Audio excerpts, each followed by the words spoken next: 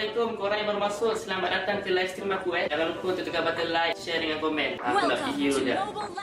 Ada orang tanya, kenapa setiap kali kalah aku asyik kena blame dengan kawan aku? Nampak guys? Benda tu satu benda yang tak bagus tau. Dekat sini apa? Korang tak boleh salahkan member sebab kau pun 2x5 je. Mungkin kau punya skill pun tak sama pun macam dia. So tak boleh lah asyik nak salahkan member je. Tak bagus. Cepat lagi komen lagi. Kenapa aku asyik lose streak Kalau korang lose streak, maknanya korang ada ciri-ciri yang tak bagus, iaitu nafsu kan? Sebab apa korang nafsu? Sebab korang tak faham apa itu strategi, hero pick, kita punya meta, rotation, semua kena tahu. Kalau korang tak tahu benda tu, mesti korang akan main macam mana? Nafsu, korang akan langgar je semua orang. Benda tu lah yang akan buatkan korang kalah. Zon, kenapa setiap kali aku main L, phone aku cepat panas dengan lag? Simple. Sebab apa? Aku punya phone tak ada mengalami masalah macam korang. Sebab aku punya phone 13 Pro aku beli dekat Com Asia ya. Aku nak beli dengan diorang ni sebab apa tau? Sebab masa aku beli tu, seller tu dah cakap dia dah test dengan 32 step quality check. Maksudnya before aku beli tu, diorang dah check dia punya screen, sound dengan body. Dia make sure korang dapat dalam in a good condition. So dekat para gamers kat luar sana tu, jangan lupa untuk beli dekat Com Asia. Harga murah, quality phone sama macam baru. Alright guys, sampai sini je live aku. Terima kasih kepada yang dah menonton. Terima kasih yang dah like and share. Kita jumpa lagi pada stream yang akan datang guys. Assalamualaikum. Back again. Masa skrin dia nggak ada layar terletak? Back again. Back again. Back again. Jadiin maulah with Infinix Note 30 anti gabut serba ngebut.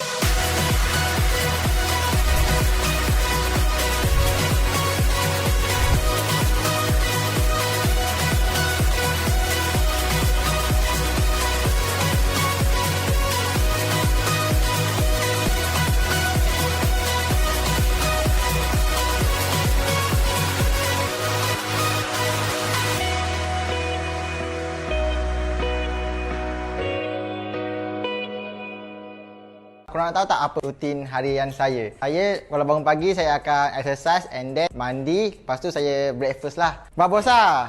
Okey, saya nak babosa sekejap. Babosa, kau tengok apa Babosa? Tengah nonton turnamen. Taklah, saya nak buka Kohai Apps Gamer dulu lah. Dengan Kohai Gamer ni guys, kita boleh bermain dengan pro player yang macam saya yang akan push rank sama-sama dengan korang. Lepas tu nak tahu apa lagi menarik? Setiap minggu ada tournament Combat Arena, iaitu tournament yang free 24 jam dan korang berpeluang menang prize pool RN RM1,000. Nanti akan ada upcoming future di mana korang boleh berinteraksi dengan influencer ataupun gamer kegemaran korang melalui profil diorang. Korang even boleh book direct terus dan paling best korang boleh beli merchandise diorang. Yang buatkan Chibi enjoy sebab diorang ada komuniti diorang sendiri, iaitu Discord dan WhatsApp tau. Korang boleh borak-borak santai dengan player lain dan boleh dapatkan latest info dan pelbagai hadiah menarik percuma dari Kohai. Best kan Kohai Game App ni? Macam-macam ada. Jumpa Chibi di sana. Adu skill antar negara lebih mudah dan terjadwal di Kohai Scream Arena. Menangkan hadiah tiap minggunya dan buktikan timmu yang terbaik di Kohai Combat Arena. Turnamen online non-stop pertama di Indonesia. Hanya di Kohai Combat Arena. Ikuti kapan saja, di mana saja. Kohai Infinity, saatnya jadi pemenang. Tersedia di Play Store dan App Store.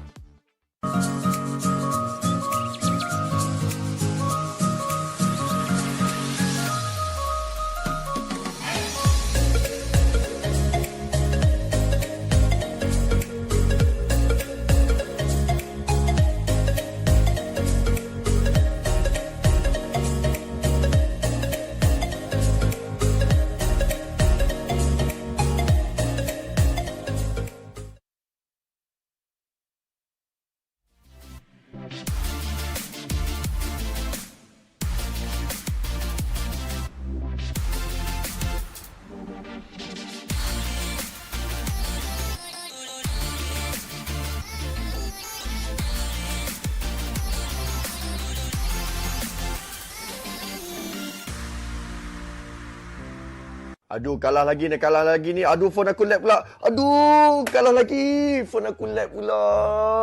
Sabar je lah, Son. Nak buat macam mana? Phone kau tu dah lama sangat dah tu. Phone ni pun baru aku beli dekat Komersia. Murah-murah pula tu. Weh, betul ke murah beli dekat Komersia?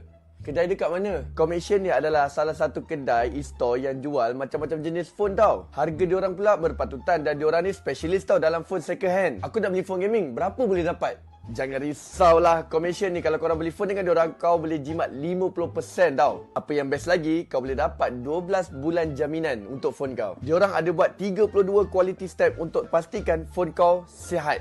Okey, sekarang ni tolong bagi tahu dekat mana nak beli. Alah, kau boleh buka je online dekat e-store diorang. Senang je beli sekarang ni, boleh postage dan beli phone gaming. Lepas ni aku immortal, kau tengok aku, kau yang kat Epic tu.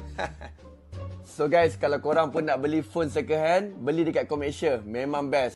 Gua yakin yang cewek ini pakai nggak sembarangan. Nggak bisa. Lo nggak bisa main sambil ngecas. Jadiin Momo with Infinix Note 30. Anti gabut, serba ngebut. Watch, Play, Stream.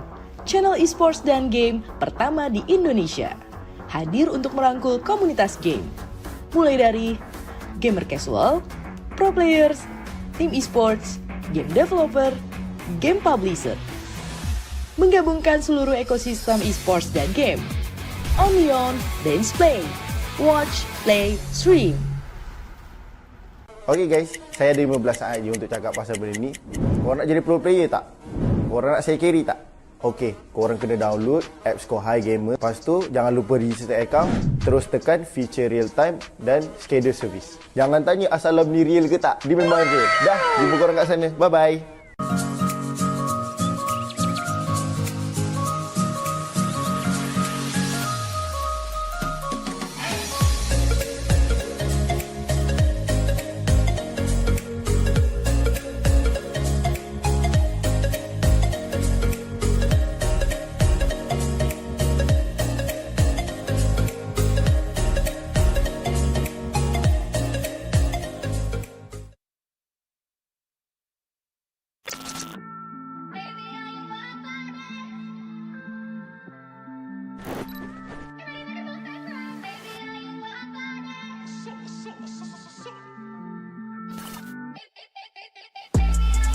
Ain't it different? I'll link my ting in LA. But I can't fly to the States, cause I got too much convictions. Apparently all I talk is prison, but I don't know no different. Cause I was in jail up north, went under the coalition. Fresh from my book, coke and whipped out, put some roses where my wrist is. You ain't never made their birthday cake from digestive biscuits. But I had to take lemon juice to a piss test. Every day I look up to the Lord, give thanks for all this litness. Come home fresh out the system, gymless. Running with smoke on my Jones. Pigs wood with a camera on me, not the one from Dipset. I still can't mix pleasure with business, sorry princess. I come a long way from broke. Can I call you Rose? Cause you're sweet like a flower in bloom.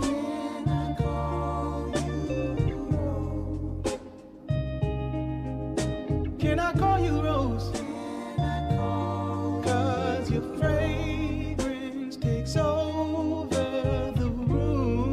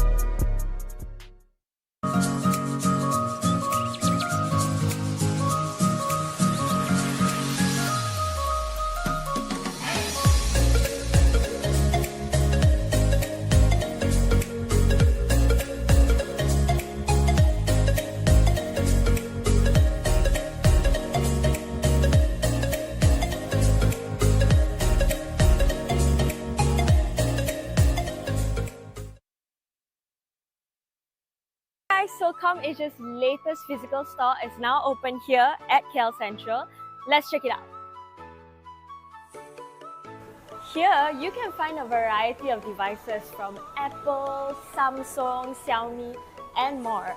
And look how good they look. I can't believe they're second-hand devices. So all of ComAsia's devices actually goes through a 32-step quality check to ensure 100% functionality and to make sure that the battery health is 80% and above. Additionally, if you're ever worried, they provide up to 12 months of warranty. And because they're all second-hand devices, you can expect to save up to 50% in comparison to buying a brand new phone. So what are you waiting for? Come to Lot 7A, Level 1 at KL Central, and I'll see you there.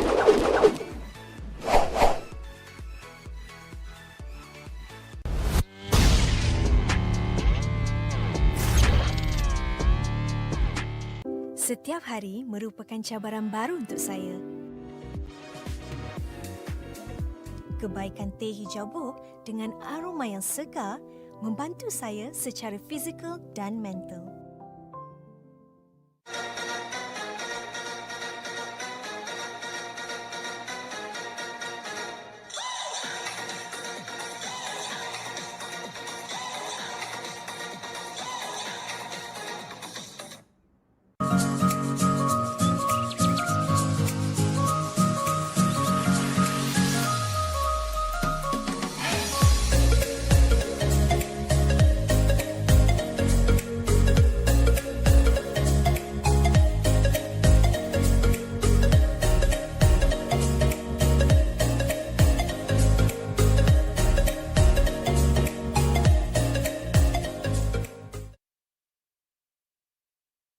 Hello guys, Assalamualaikum. Korang yang baru masuk, selamat datang ke live stream aku. Jangan lupa untuk tekan button like, share dengan komen. Aku nak video je. Ada orang tanya, kenapa setiap kali kalah aku asyik kena blame dengan kawan aku? Nampak guys? Benda tu satu benda yang tak bagus tau. Dekat sini apa? Korang tak boleh salahkan member sebab kau pun 2x5 je. Mungkin kau punya skill pun tak sama pun macam dia. So tak boleh lah asyik nak salahkan member je. Tak bagus. Cepat lagi, komen lagi. Kenapa aku asyik lose streak Kalau korang lose streak, maknanya korang ada ciri-ciri yang tak bagus, iaitu nafsu. Sebab apa korang nafsu? Sebab korang tak faham apa itu strategi, hero pick, kita punya meta, rotation, semua kena tahu. Kalau korang tak tahu benda tu, mesti korang akan main macam mana?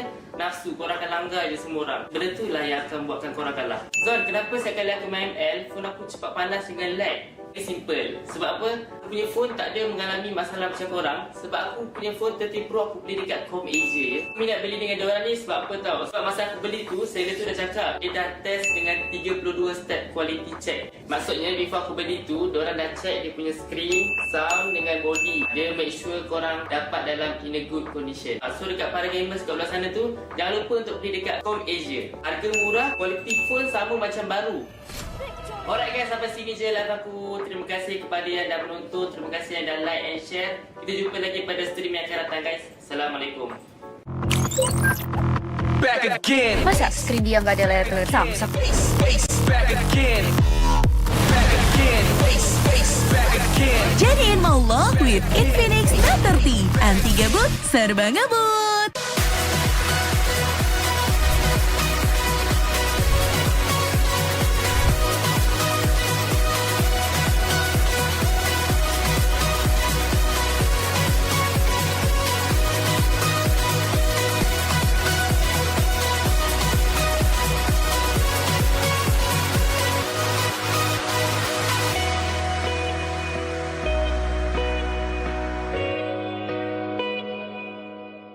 Korang nak tahu tak apa rutin harian saya? Saya kalau bangun pagi saya akan exercise and then mandi. Lepas tu saya breakfast lah. Babosa! Okey, saya nak Babosa sekejap. Babosa, kau tengok apa Babosa? Tengah nonton turnamen. Taklah, saya nak buka Kohai X Gamer dulu lah. Dengan Kohai Gamer ni guys, kita boleh bermain dengan pro player yang macam saya yang akan push rank sama-sama dengan korang. Lepas tu nak tahu apa lagi menarik? Setiap minggu ada tournament combat arena, iaitu tournament yang free 24 jam dan korang berpeluang menang prize pool RN RM1,000. Nanti akan ada upcoming future di mana korang boleh berinteraksi dengan influencer ataupun gamer kegemaran korang melalui profil diorang. Korang even boleh book direct terus dan paling best korang boleh beli merchandise diorang. Yang buatkan Chibi enjoy sebab diorang ada komuniti diorang sendiri, iaitu Discord dan WhatsApp tau. Korang boleh borak-borak santai dengan player lain dan boleh dapatkan latest info dan pelbagai hadiah menarik percuma dari Kohai. Best kan Kohai game app ni? Macam-macam ada. Jumpa Chibi di sana. Adu skill antar negara lebih mudah dan terjadwal di Kohai Scream Arena. Menangkan hadiah tiap minggunya dan buktikan timmu yang terbaik di Kohai Combat Arena. Turnamen online non-stop pertama di Indonesia. Hanya di Kohai Combat Arena. Ikuti kapan saja, di mana saja. Kohai Infinity, saatnya jadi pemenang. Tersedia di Play Store dan App Store.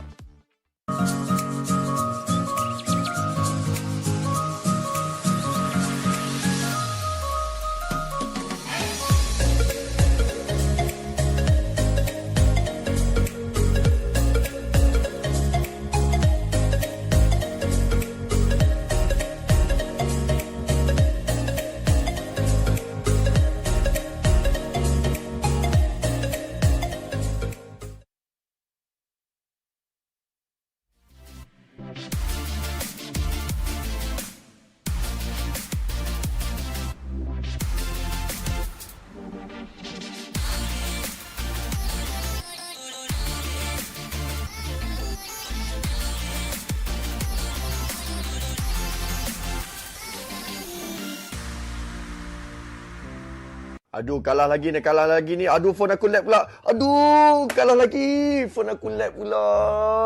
Sabar je lah, Son. Nak buat macam mana? Phone kau tu dah lama sangat dah tu. Phone ni pun baru aku beli dekat Komersia. Murah-murah pula tu. Weh, betul ke murah beli dekat Komersia? Kedai dekat mana? Komersia ni adalah salah satu kedai e-store yang jual macam-macam jenis phone tau. Harga diorang pula berpatutan dan diorang ni specialist tau dalam phone second hand. Aku nak beli phone gaming. Berapa boleh dapat? Jangan risaulah, Komersia ni kalau korang beli phone dengan diorang, kau boleh jimat 50% tau. Apa yang best lagi, kau boleh dapat 12 bulan jaminan untuk phone kau. Diorang ada buat 32 quality step untuk pastikan phone kau sihat. Okey, sekarang ni tolong bagi tahu dekat mana nak beli. Alah, kau boleh buka je online dekat e-store diorang. Senang je beli sekarang ni, boleh postage dan beli phone gaming. Lepas ni aku immortal, kau tengok aku, kau yang kat Epic tu. So guys, kalau korang pun nak beli phone second hand, beli dekat Komersia. Memang best. Gua yakin yang cewek ini pakai nggak sembarangan. Bass. Gak bisa. Lo nggak bisa main sambil ngecas. Gak bisa. Jadiin momok with Infinix Note 30. Anti gabut, serba ngebut. Watch, play, stream. Channel esports dan game pertama di Indonesia. Hadir untuk merangkul komunitas game. Mulai dari gamer casual, pro players, tim esports, game developer, game publisher. Menggabungkan seluruh ekosistem esports dan game. Only on Dance Play. Watch, play, stream. Okay guys, saya ada 15 saat je untuk cakap pasal benda ni. Korang nak jadi pro player tak? Korang nak saya carry tak? Okey, korang kena download apps Kohai Gamer. Lepas tu, jangan lupa register account. Terus tekan feature real time dan schedule service. Jangan tanya asalam ni real ke tak. Dia memang real. Dah, jumpa korang kat sana. Bye-bye.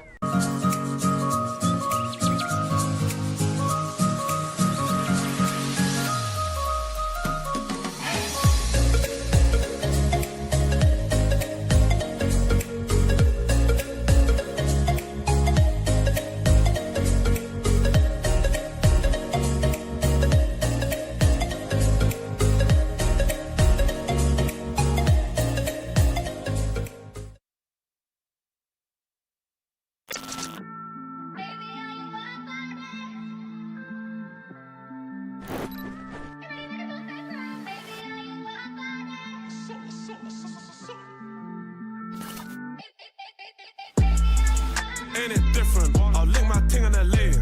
But I can't fly to the States, cause I got too much convictions. Apparently all I talk is prison, but I don't know no different. Cause I was in jail up north, when under the coalition. Fresh from my boat, coke and whipped out, I put some roses where my wrist is. You ain't never made their birthday cake from digestive biscuits. But I had to take lemon juice to a piss test. Every day I look up to the Lord, give thanks for all this litness. Come home fresh out the system, gymless. Running with smoke on my Jones. Pigs wood with a camera on me, not the one from Dipset. I still can't mix pleasure with business, sorry princess. I come a long way from broke. Can I call you Rose?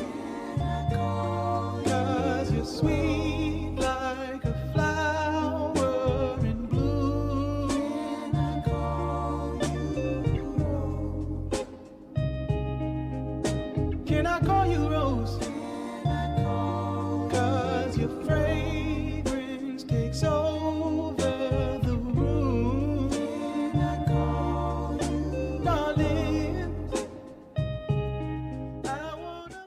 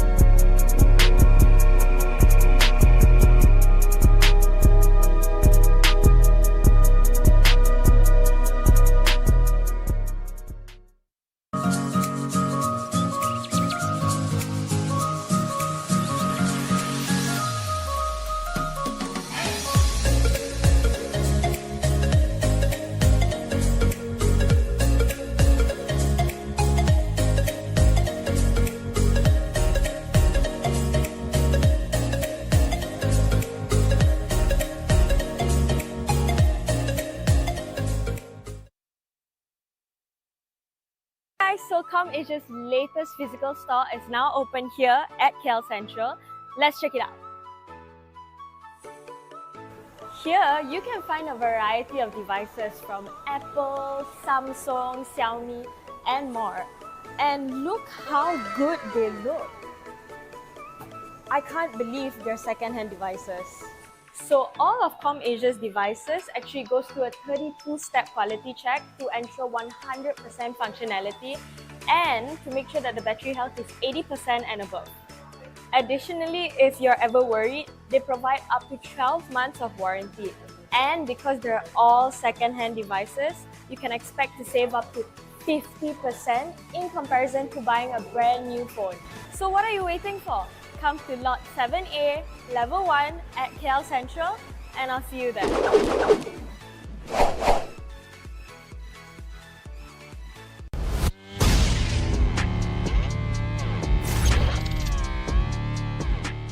Setiap hari merupakan cabaran baru untuk saya. Kebaikan teh hijau buk dengan aroma yang segar membantu saya secara fizikal dan mental.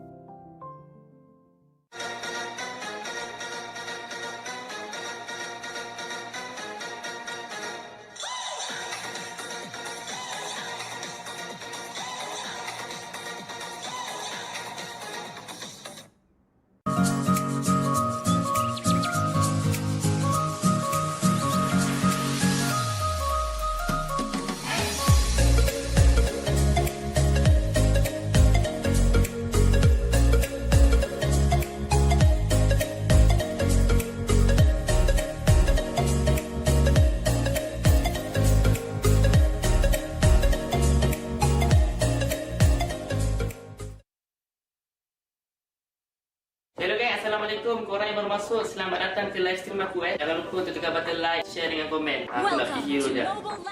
Ada orang tanya, kenapa setiap kali kalah aku asyik kena blame dengan kawan aku? Nampak guys, benda tu satu benda yang tak bagus tau. Dekat sini apa? Korang tak boleh salahkan member sebab kau pun 2 kali 5 je. Mungkin kau punya skill pun tak sama pun macam dia. So tak boleh lah asyik nak salahkan member je. Tak bagus. Korang lagi komen lagi. Kenapa aku asyik lose streak Kalau korang lose streak, maknanya korang ada ciri-ciri yang tak bagus, iaitu nafsu kan? Sebab apa korang nafsu? Sebab korang tak faham apa itu strategi, hero pick, kita punya meta, rotation, semua kena tahu. Kalau korang tak tahu benda tu, mesti korang akan main macam mana? Nafsu, korang akan langgar je semua orang. Benda tu lah yang akan buatkan korang kalah. Zon, kenapa setiap kali aku main ML, phone aku cepat panas dengan lag? Simple. Sebab apa?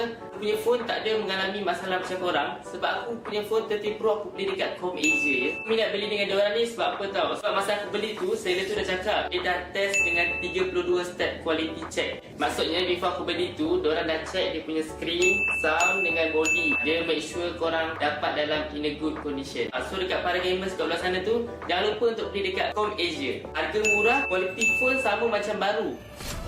Alright guys, sampai sini je live aku. Terima kasih kepada yang dah menonton. Terima kasih yang dah like and share. Kita jumpa lagi pada stream yang akan datang guys. Assalamualaikum. Back again. Masa skrin dia nggak ada layar Samsung?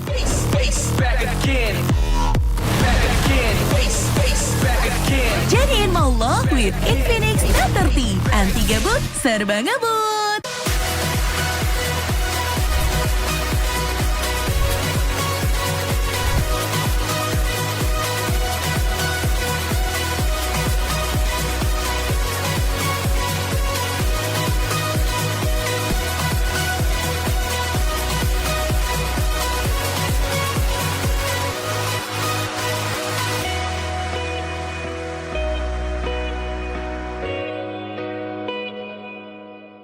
Korang nak tahu tak apa rutin harian saya? Saya kalau bangun pagi saya akan exercise and then mandi. Lepas tu saya breakfast lah. Babosa! Okey, saya nak babosa sekejap. Babosa, kau tengok apa Babosa?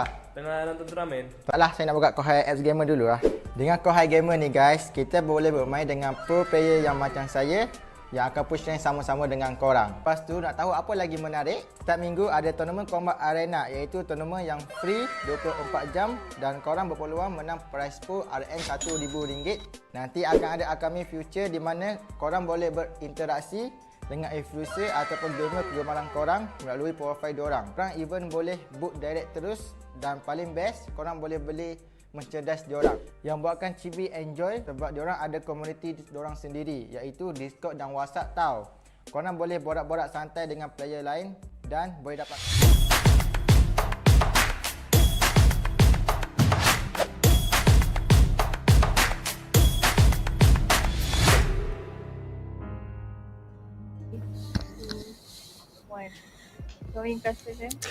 A very warm welcome to everyone. Welcome back to Kohai C Championship Season number 2 with your casters today. I am Said Adin. Together with me, we have Frost is going to be accompanying you guys throughout the night. But before we begin, allow me to say our very much thankfulness towards our organizer Kohai Esports, our official second-hand specialist Com Asia, partnering with Infinix Apparel and Merchandise, TNT Co, official digital telco which is Udo, official tea partner Boti, powered by MPL Malaysia as well as MPL Singapore, supported by Kementerian Belia dan Sukan and Rakan Muda, but not to forget our strategic partner as well, Games My Esports. But Frost, how are you, my friend? Yeah, I'm doing good. I'm doing well. Yesterday it was day 1 for me, but today it's day 2 and I'm back with Adin. So this is our first time being in the same desk for the English casting. But anyways, today we got 2 matches will be coming in. But before that, we will look into the tournament format, which is we got 13 Titans, which is they were invited teams. Then we got wildcard teams, which is 3 dark horses, and then open qualifiers, we got 16 challengers from Malaysia as well from Indonesia. A total of 32 teams will battle it out to be crowned as the champions of Kohai C Championship Season 2. But this is the prize pool breakdown. I'm just going to take a look at the cash prize pool. First place is going to be obtained 6,000 USD. Second place 3,000 USD. Third place 105,000 USD. Fourth place 1K. And grand final MVP 500 USD. Man, Frost, that is some a juicy price pool. I'm not gonna lie. That's a whole pack, man. If you include the championship things, it's a whole pack. But anyways, for the people who are watching out there, make sure you guys join the Kohai end of year giveaway and make sure you guys follow the steps and win fantastic prizes. And the contest period starts from 19th of December to 31st of January. So make sure get the Kohai app and also get a 2 ringgit trade with promo offer also and you got iPhone 12, FIJC, 300 ringgit worth of TNT watches and timers. Correct. And for those of you who are, quite active on your social media, you guys can screenshot all your live stream, whether it's on Facebook, it's on TikTok, but make sure you guys use the hashtag Challenge the Titans, Born to be Pro, as well as Kohai C Championship S2. But Now, without any further ado, we have game number 1 begun with the draft. But let us introduce for game number 1. We have a TRVN up against DEWA United. One is from Malaysia and another is from Indonesia. And we also know that DEWA United is from MDL as well. So TRVN, as far as I know, I've been the same time in the semi-pro. They are one of the teams that are from the semi-pro titles, and we can see them a lot in the sprints, the lives, mini tournaments as well. So I hope that this would be a good chance for them to showcase their talent. And I think all I want to say is make sure they all out. But anyways, we're going to focus on the draft as well. We are looking at the basic draft over here. We haven't seen the Parats plan, we haven't seen the Balman plan. And what's your thoughts about the Parats plan and the new heroes that have been nerfed and buffed? I just want to take a look at Balman, or I just want to focus on the Balman first of all. I think the changes that the Balman has right now is very, very much significant. The fact that you cannot get knocked up, you cannot get interrupted by your cyclone sweep or even your little counter is a big difference. Not only that, the changes on War X as well, giving you a bit more spell vamp and allowing Balmon to scale up even much more faster. I think it's a big threat, and a lot of teams are looking forward Balmon either on the jungle or either on the XP lane, because tons of time I've seen either in ranked games or even in scrims, the movement speed Balmon will gain from that War X is immense, and the fact that he moves very, very much fast, agile, be able to rotate quickly is a big factor. And one of the things that we are telling about Balman is the brute force. It happens to be one of the best items out there. All you need for Balman to be annoying is in the early game, get a War Axe, charge him up with the brute force. That's it.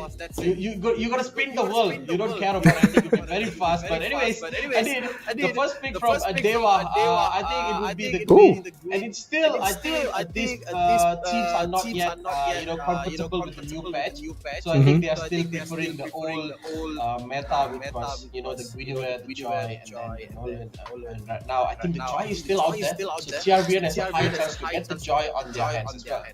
The Joy, the Farmaze, but I don't think it's not a bad thing to be able to use old metas or old patches, because like you mentioned, teams are adapting to the new patches, and the fact that Gwyn is not being nerfed as much, I mean Arlot is not being nerfed as much, Joy is not being nerfed as much, so it's still much usable. As of time goes on, maybe we can see much more changes, but right now Minotaur is gonna be the main pickup. Probably it's just gonna have a bigger front line in front with the Minotaur as well as the Minion's Fury, and the hero that we talk about, Balmon, is going to be the pickup. Question is it going to be a jungle or an EXP lane? Because the first day, I've seen one of the few teams use Balmon on the EXP side. Okay, for me, there's a question for you, Adi. Okay, there's been a lot of talk after the new buff on War X, and then also a buff on the Velvet. So, which lane do you prefer to put in? Do you prefer him EXP or do you prefer him as a hyper? I'm more leaning towards as a hyper on the jungle side. It's because of EXP lane heroes are still quite good. You have your Khalid, you have your Benedetta, you have the standards of Terizla, Lapu as well. So I don't think putting Balmon in the XP lane is quite good because you already have a good staple heroes. But when you put Balmon in the jungle, as we mentioned, the movement speed that he gains and not being able to interrupt the Cyclone Sweep and Little Counter is very much beneficial for him to be able to control the neutral objective. But as we take a look at DEWA United right now, Lilia as well as Bruno, two, I would say, power pick in terms of magical damage as well as physical damage to be able to dish out the output damage up against Minotaur even before he manages to use the Minion's Fury. Yeah, we know that Lilia is one of the main factors, one of the counter factor for the frontline team fights. Like we can see itself, Minotaur and Balmon, both of them are a pretty good frontliner. They're going to be like in front of your faces, dealing out damage, cyclone sweeping, and then the will be coming up. And having the Lilia itself shows that Team DEWA is prepared to force them to back off with the blooms as well. But Cloud, okay, this I think I have a question. A bit questionable for me. I think if the Cloud even goes in, can he even sustain the damage that Lilia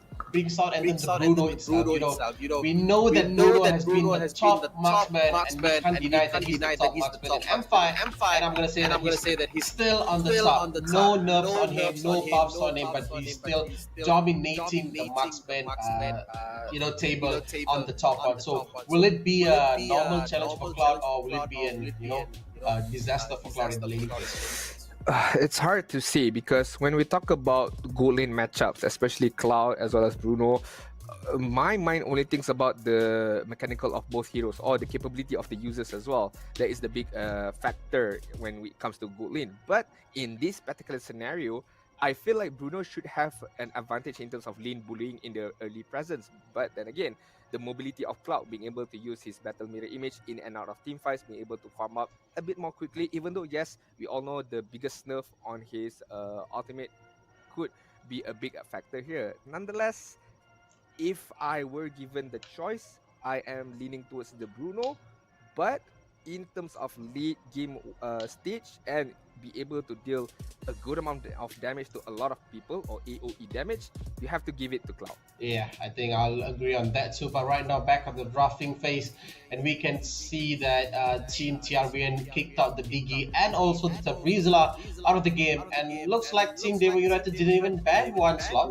I mean, is it a method to not ban a hero? Because since yesterday, I've been looking at a lot of teams which fall to the first pick side. They just usually don't ban either one hero on the second phase or the first phase. What do you think about the not banning? I think it's a very interesting strategy. If it is a strategy, it could be just a lapse of mine, forgot to ban, or the timer runs out. It could be many factors, but we're not too sure about that. But then again, it opens up to a lot of potential picks when you don't ban out, when you don't fully utilize all of your bans, right? But then again, we were talking about DEWA United. They are in terms of name-wise, DEWA United is much more, I would say, the prominent team up against TRVN Esport. No offense to TRVN Esport, I'm pretty sure they are a very strong team in terms of tier 2 in Malaysia as well. But to be able to challenge, okay, I don't ban a single hero, you guys can pick whatever you want to choose, we will deal with it with whatever we have. So that is kind of like a big statement that DEWA United brings. Some kind of, I would say, mental check as well up against TRVN. Then TRVN should be ready for the challenge. But anyways, TRVN, they have the pick over here. They could go for the Dita would be a pretty good thing with the Minotaur over here. They can even go for a. If I'm not mistaken, they still do have the Faramis in the lane, but yeah, the Yif would be their choice. They are going for the all-out team fight. You know, Yif will be coming in with the real manipulation, the Bleeding Fury, with the Cloud's ultimate. You know, blazing duel. It's going to be a tough time to handle if Team DEWA United is got caught on the team fight moment. Yeah, I agree. I definitely agree with you right there. TRVN does have the, I would say, bigger ultimates that they have currently with the real world manipulation, with the Minions Fury as well. You did mention about that, as well as the Blazing Duet. But then again, it can be negated by the mobility of DEWA United. You have your Gwyn, you have your Lilia. Both heroes are quite mobile and agile to be able to escape, to be able to kite around these big ultimates, especially if they bring out Purify, most likely for Lilia, but I don't think so. She must be able to use probably the Flicker over here. But, you know, again, another disengagement with the Edith and the Yuzong as well. Both are able to use their own skill set to either counter-engage the crowd control or / team fight that TRVN has. Yeah, and I think this is the last pick of the day for TRVN. This is the game number 1. And I usually call this game, normally the best of 3 series, I'll call the first game as the momentum game. Whenever you win the first game, you will feel like you can win the second game as well. You need to bring the momentum up to the second game. But the Lapu-Lapu coming in, I think it's a pretty much smart choice over from TRVN. They still have one hero who's going to be like easily reaching backlanes such as Bruno and Lilia with the Raging Slash and also the Bravest Fighter. But that's it for the draft. I think this would be a good draft from both of the sides. But walk over me about the draft from DEWA. What is their win conditions, Adit?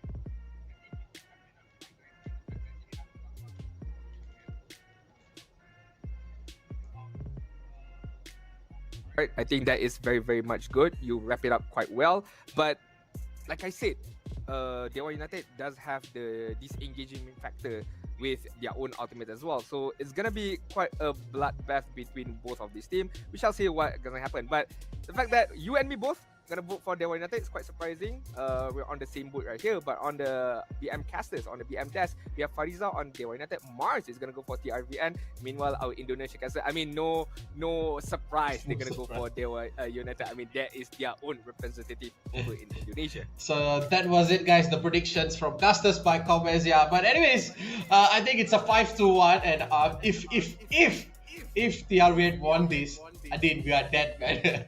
Mark's gonna be laughing about it.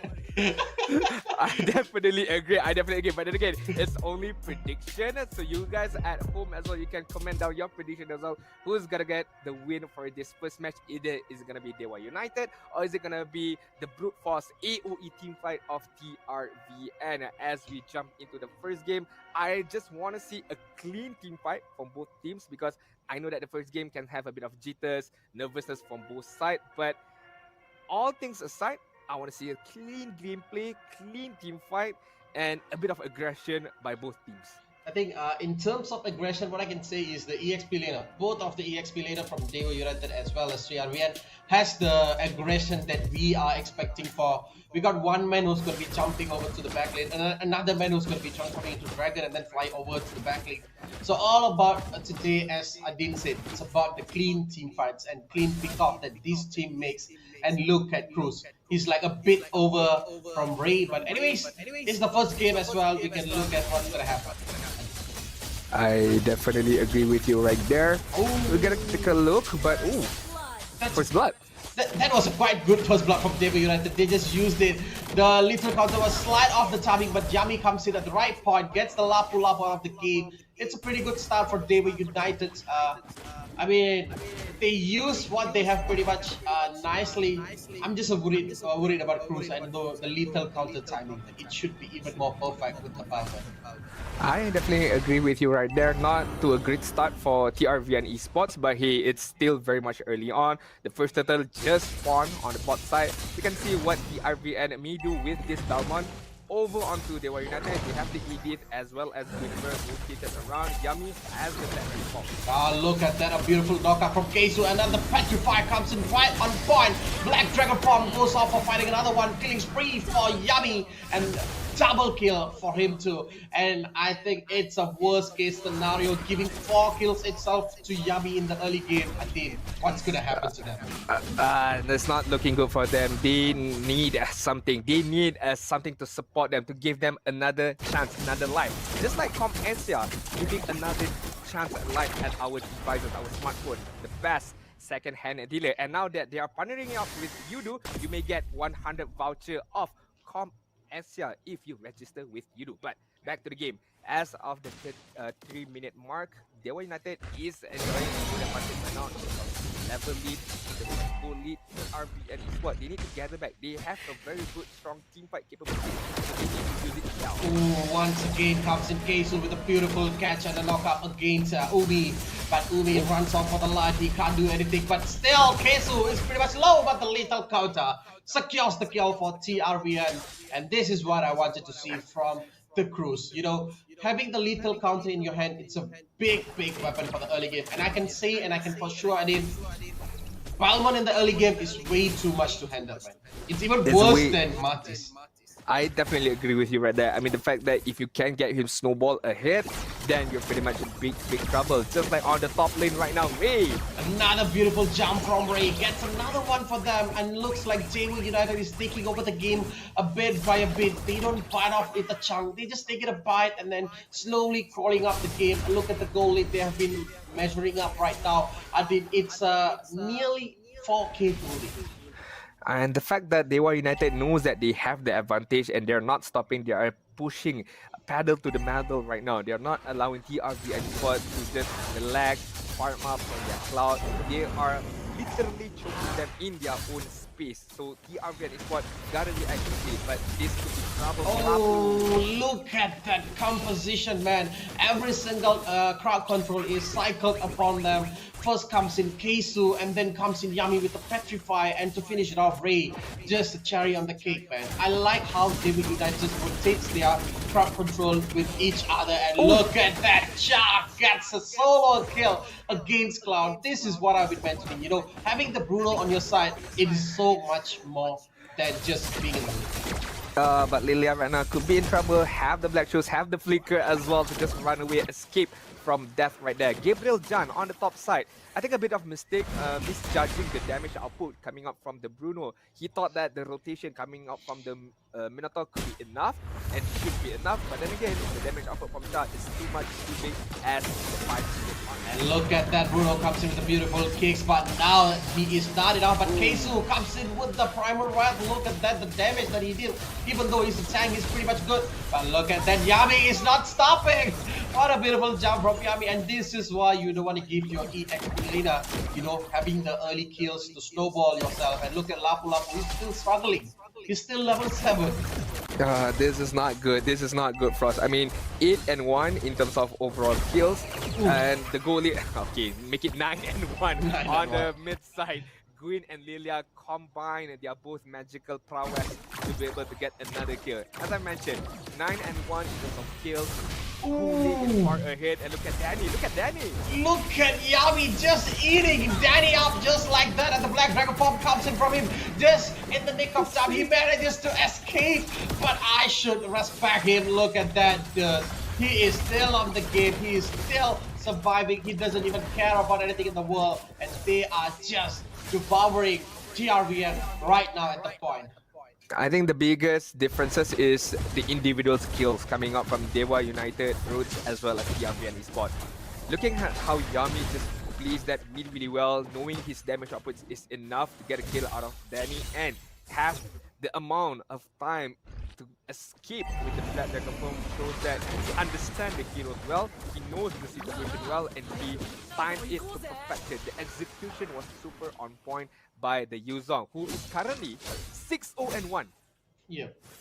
I mean, like, look at the lead that they have got. I mean, I love the way that United Rose play. You know why? Because they know the win condition. It's all about, you know, cycling the crowd control they have. They don't have pretty much big team setups like TRVN, like they have the Minotaur over there, right? So what they do, they make sure that Keisu or somebody gets a first pick off, and then they come in with the knockout of Greenway, and then there's another knockout from Yami as well. You know, the way that they cycle through around the crowd control, I love it. And that is why one of the reasons that they are still controlling the game.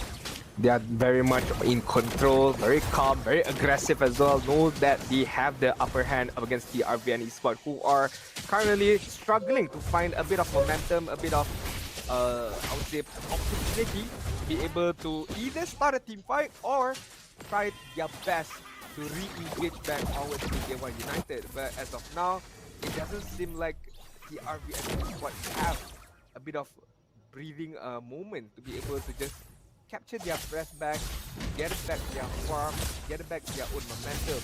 I mean, as far as I can see, it's looking like a one-way traffic. I mean, like, I can agree with that, but at the same time, TRVN does have a hope, and I think what they could do right now is just bite on something, just wait until Gabriel Jan gets the items, and then comes on with the beautiful, you know, the elements of surprise with Minion Fury and the Flicker. When they get a good setup, they can win. But will it happen anyway? Will it happen? That is the biggest question. I mean, anything can happen in the world of Mobile Legends Bang Bang, but I think it could happen. Something magical can happen if they are using the GT10 Pro by Infinix. Make sure you guys get one of these smartphone by Infinix, because I tell you, the smooth gameplay, no lag, no frame issues at all by Infinix. So again, like I mentioned, you guys get the GT10 Pro with a very good or high refreshing rate. And right now, back into the game, we should refresh ourselves as well. 9k goal lead on the hands of DEWA United Roads, and 6 towers down. All of the outer towers are out of the game, and 3 turtles in their hand. And right now, Lord will be going to the hand. And Cruz, I hope you can land one of the best lethal counter that we could see today. You know, the stealing lethal counter. But looking at the way DEWA United is controlling the map, it's so good. Look at that, right? Nah, I mean, they're not even letting TRVN to move anyway. I mean, the fact that Edith and Lilia is on one side, and then you have Yuzong on the other side. I mean, you're just like cramping up TRVN Esports, not being able to even cross half of their own jungle space, and then they are forced to play at their own base, at their own side. And right now, DEWA United could just need one good moment, could just need one good pick-off to end this game. But then again, as you mentioned, TRVN Esports does have a bit of slither of hope. They can capture DEWA United guard, or if DEWA United make a big blunder. But looking at the goal lead, I think the blunder won't be happening very soon. And look at that. I mean, like, Umi is receiving a lot of damage, but he's still surviving. Oh! And he's dead! Wave of the wall, just wave power. Gabriel, that is not what we expected, but I did look at that. They are going inside of the tower. They want to take it off.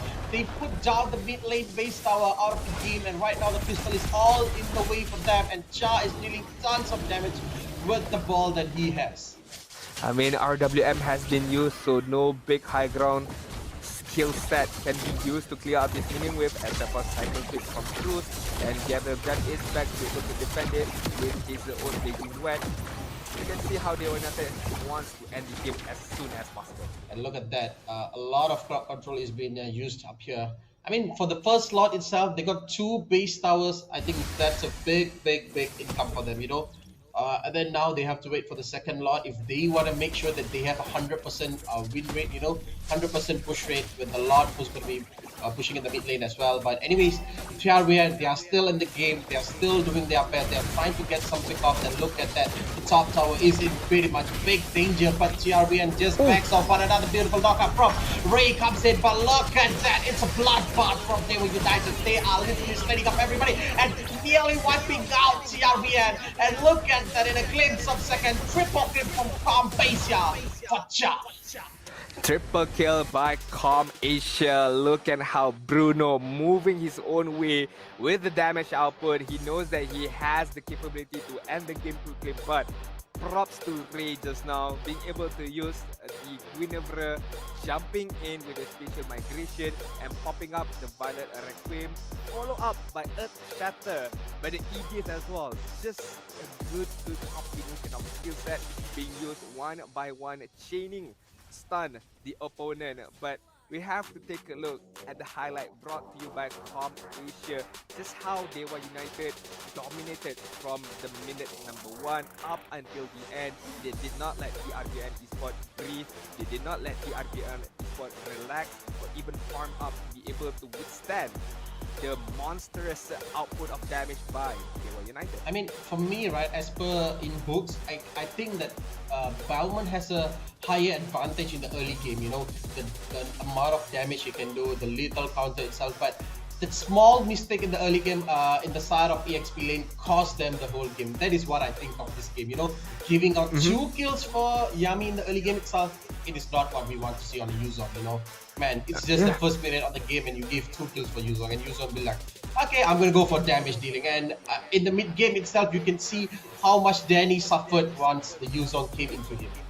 I definitely agree with you right there. I mean, the fact that when you have your EXP laner upper hand by so much, it's very hard for you to be able to crawl your way back into the game, because EXP lane, as of now, as of the recent patches as well, is super important. We take a look at the overall stats, right? Again, brought to you by Com Asia. Yuzong 6-0-5 up against Yamizu using the Lapu-Lapu 0-4-0.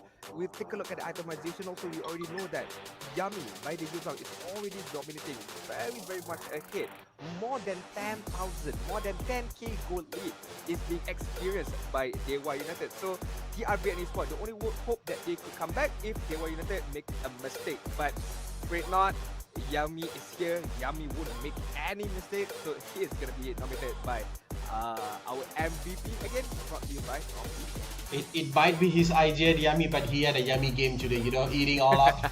605. Well, it's a beautiful Yuzong, but he even got the Hunter Strike in the first item as well. Normally, if you see at a Yuzong and a Lapu-Lapu, it will be a defensive battle, you know, buying up the defensive item, but he's like, okay, who cares? I got the kill. I'm Yami now. I can hit anybody once. And then Hunter Strike, and then Dominus Ice. And then that's it. He ends the game just like that. But anyway, TRVN still has a hope on the second game.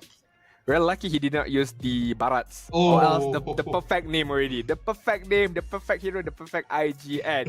And you know what is else perfect, Frost? It's actually Kohai. So make sure you guys all download the Kohai app for you guys to be able to enjoy gaming with random people or even famous streamer or even a pro player as well. And not only that, there's a lot of giveaway that you guys can get from the Kohai app. So make sure you guys download it and might as well share our live stream because there is a giveaway if we can hit our concurrent viewers. And I think that's it for game number 1, if I'm not mistaken. We will be taking a short break for game number 2. So make sure you guys don't go anywhere. Stay tuned with us. This is Kohai C Championship Season 2 and we will be back. Okay. So I think like it's still time. I thought it's still time. Okay. It's okay. We heard it's it okay. wrong. We heard it wrong. Because the first game was so intense. It was a bloodbath of a game. I mean, I want to take a break. I want to take a breather. The fact that the team TRVN also want to take a breather because the fact that our format is best of 3, but it's a single elimination. So there is no lower bracket. There was no upper bracket as well. So we have to be sure that all the teams are very much prepared, number 1. And second of all, they don't take any risks or any chances because you only get one chance, one opportunity to be able to move forward. Yesterday or even the first day, we saw or we bid farewell to 6 teams already out of 32 teams. I mean, like, so it's a very tough battle. Yeah, and I think all I can say for TRVN for the second game itself is don't lose your hopes. You still got one game in your hands. Make sure you guys give a comeback for DEWA United. Do what you do the best, and then that's what they have to bring into the second game, Adin. To force us for a game number 3, we shall see if TRVN have what it takes, have the initiative to do so.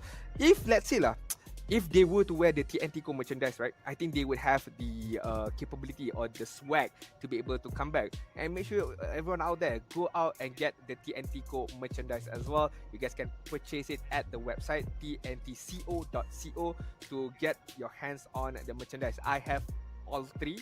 The collaboration of MLBB.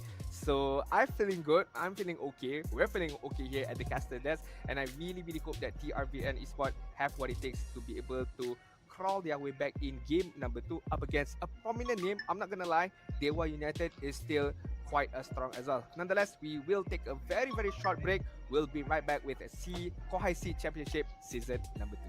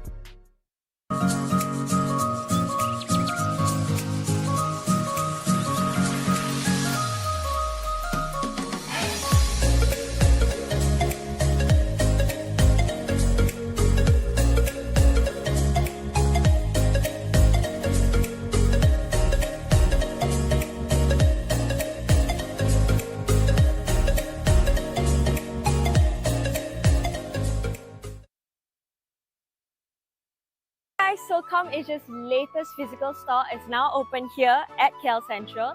Let's check it out. Here, you can find a variety of devices from Apple, Samsung, Xiaomi, and more. And look how good they look. I can't believe they're second-hand devices. So all of ComAsia's devices actually goes through a 32-step quality check to ensure 100% functionality and to make sure that the battery health is 80% and above. Additionally, if you're ever worried, they provide up to 12 months of warranty. And because they're all second-hand devices, you can expect to save up to 50% in comparison to buying a brand new phone. So what are you waiting for? Come to Lot 7A, Level 1 at KL Central, and I'll see you there.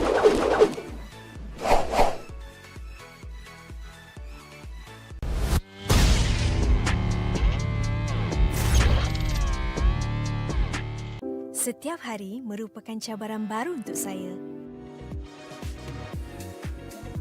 Kebaikan teh hijau buk dengan aroma yang segar membantu saya secara fizikal dan mental.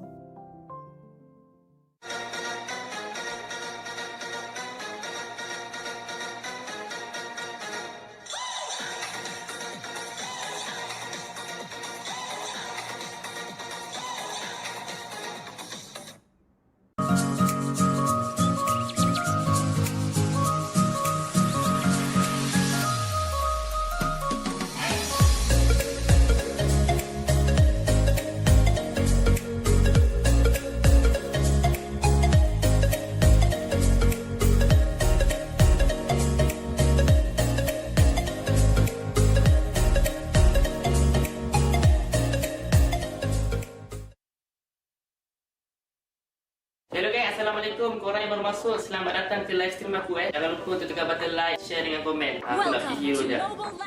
Ada orang tanya, kenapa setiap kali kalah aku asyik kena blame dengan kawan aku? Nampak guys, benda tu satu benda yang tak bagus tau. Dekat sini apa? Korang tak boleh salahkan member sebab kau pun 2 kali 5 je. Mungkin kau punya skill pun tak sama pun macam dia. So tak boleh lah nak asyik nak salahkan member je. Tak bagus. Sebab lagi komen lagi.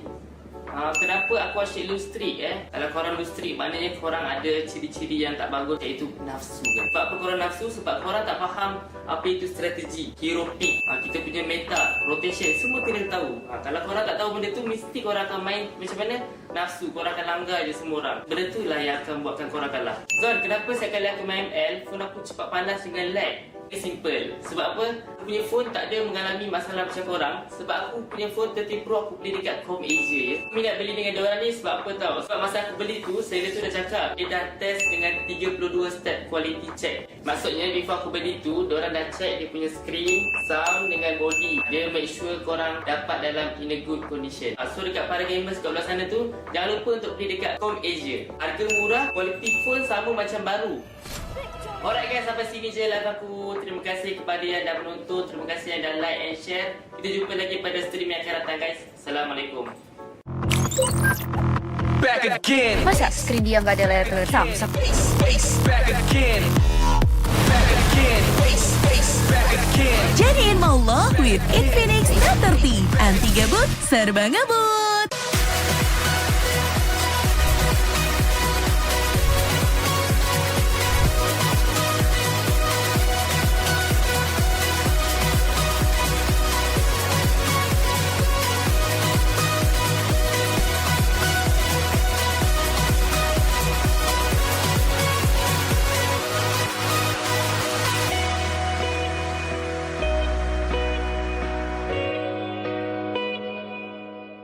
Korang nak tahu tak apa rutin harian saya? Saya kalau bangun pagi saya akan exercise and then mandi. Lepas tu saya breakfast lah. Buat bosa.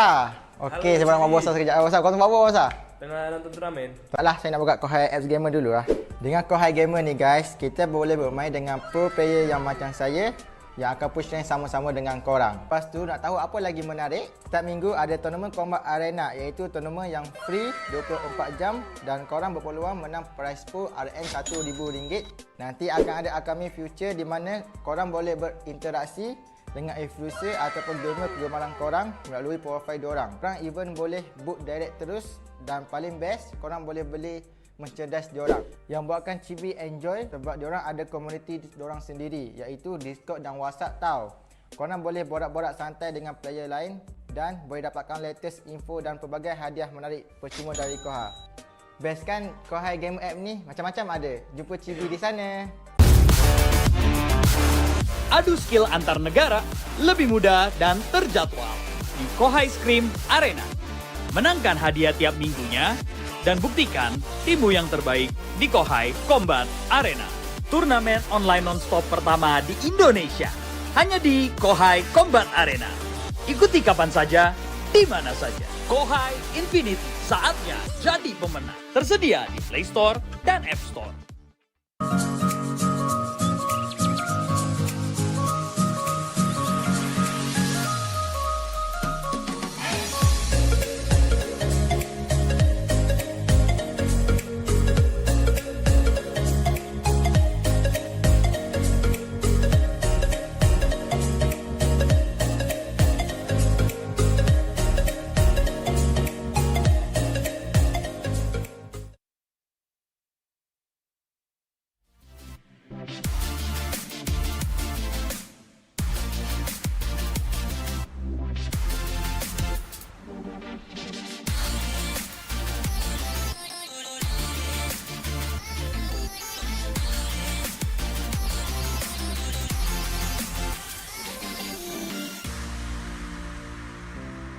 Aduh, kalah lagi ni. Aduh, phone aku lag pula. Aduh, kalah lagi. Phone aku lag pula.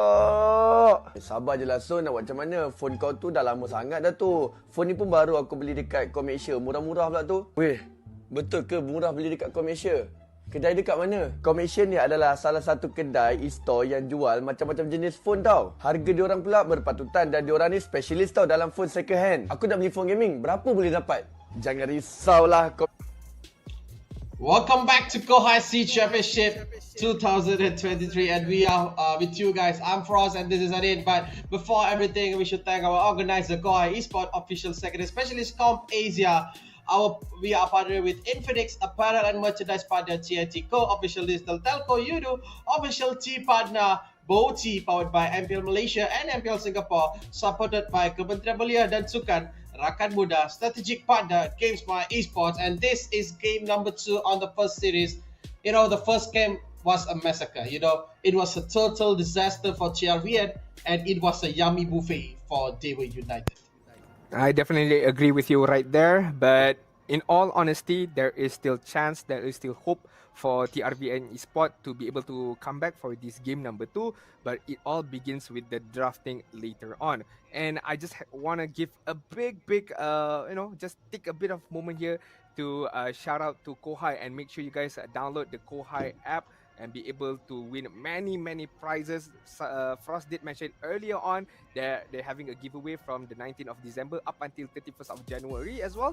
So if you guys want to know more about that, so make sure you guys download the Kohai app. But then again, back to game number 2. I feel like the drafting, okay, let me really think about this. It's more of the execution of the team, honestly. Execution of the team needs to be improved further to be able to TRVN dominate even further, or at least give a fighting chance up against DEWA United. I mean, like for me personally, I don't feel like the draft has a problem over there.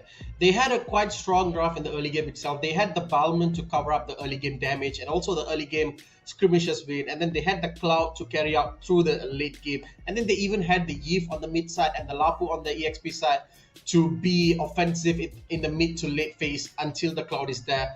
I mean, the draft was pretty complete for me. I didn't see any wrong in the draft, and I will accept the same fact that the execution, you know, the early game, giving it up 2 kills for Yami, it was not good for them. Maybe if they won the skirmish in the bottom side of the EXP lane, I would have saw a big, a big chance for them to come back in the late game itself. I agree. I mean, fix their issues on the XP lane is number 1, and the gold lane as well. I did not say Gabriel Jan had a good time in terms of calculating the output damage that can be thrown out by the Bruno. Countless of time he was caught off guard with the damage output by Bruno, and in the last moment, getting caught by the Worldie as well was very much unfortunate. He was crawling his way back. He was going back to his own base to heal up, but getting hit by the ultimate of Bruno, which is the Worldie, it just destroys, shatters all hopes and dream to be able to defend their own base. So game number 2, we set all mindset, we set all the mistakes. Just think of it as a fresh new game. It's a best of 1. Give it all out. I mean, even if let's say they are not able to get a deciding point to be able to leverage things up, it's okay. Take this as an opportunity for you guys to be able to grow even further. I mean, like, this is the chance for them to prove it up. Right now, looking at the drafting phase itself, they kick out DEWA United, and I know that Minotaur in the right hand is so much worse than anything else. You know, hitting the right time Minion Fury with the 3-man, 4-man knockup, it's not what we want to see as an opponent. But anyways, back to TRVN, they have a lot of choice. They still have the Nolan out of there. They still have the Joy. It's a pretty tough choice for them, either Nolan or Joy. And what would you go for, Adit, if you were given the choice for Nolan or Joy? Definitely Nolan. Nolan 100% for me. I know that a lot of people are going to argue with me. I mean, Joy is better. Joy is much more cuter. But the fact that Nolan has the burst capability to go in, dish a ton of damage, and then goes back out again as quickly as possible, doesn't need stacks as per Joy needed, I think Nolan could be the better judge. Or I'm just Kyrie biased because I've seen him using the Nolan is super intense. Super intense, but look at that. TRVN says we are still going on the Belbird itself. But if DEWA United chooses to get the Nolan and the Joy, I don't know what's going to happen here, man. It would be even worse than game number 1 because all I can say is Joy as a hyper is a problem, but Joy with Vengeance is an even bigger problem. But never mind. DEWA United say, we don't want that big. We're going to go for the Terrorizilla and then we're going to get the Lilia again for ourselves. I mean, like, I can already imagine the type of draft they are going for DEWA United itself. Yeah, and liking the TRVN eSport pick as of now, the Brody is a good pickup. Tank Bullier, I would say, or Tank Punisher, I would say, with the Tonopop memory, with the stack as well. But of course, with all other gold winners, they need the items. And Brody, I feel like needs 1 or 2 items could be able to get him onto the online phase to be able to dish out a good ton of damage. But looking back at DEWA United, they still stick with the mobility, with the Lilia, the burst capability of the Lilia as well.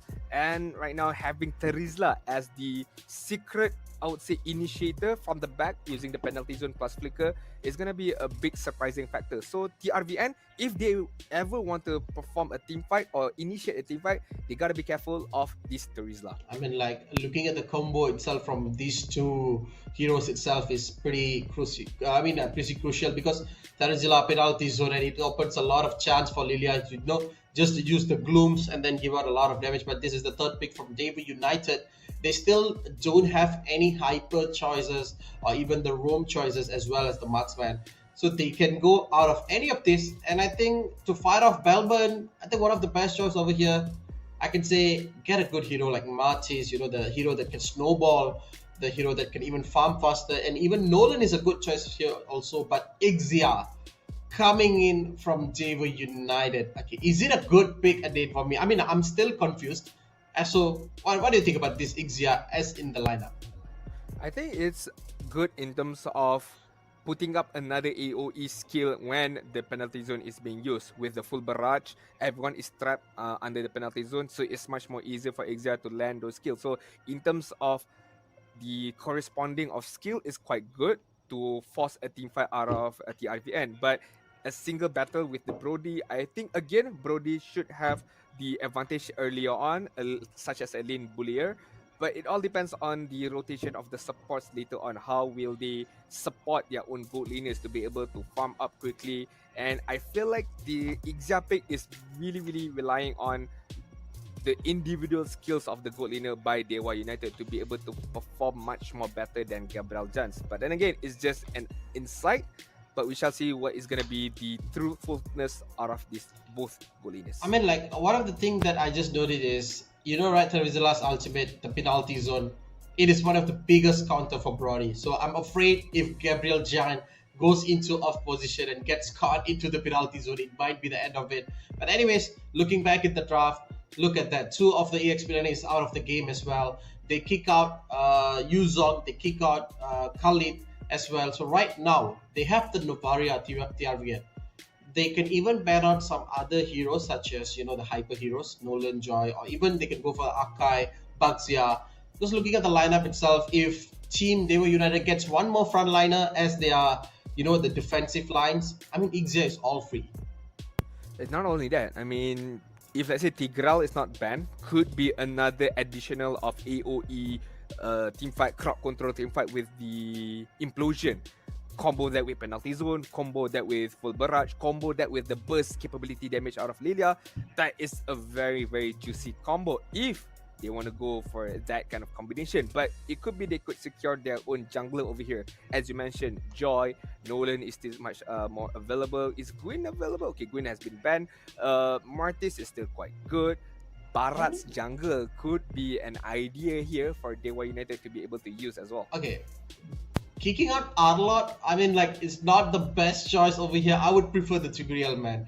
Because even the Arlot is in the game, they still have the Nuvaria. And as I said, Akai comes in.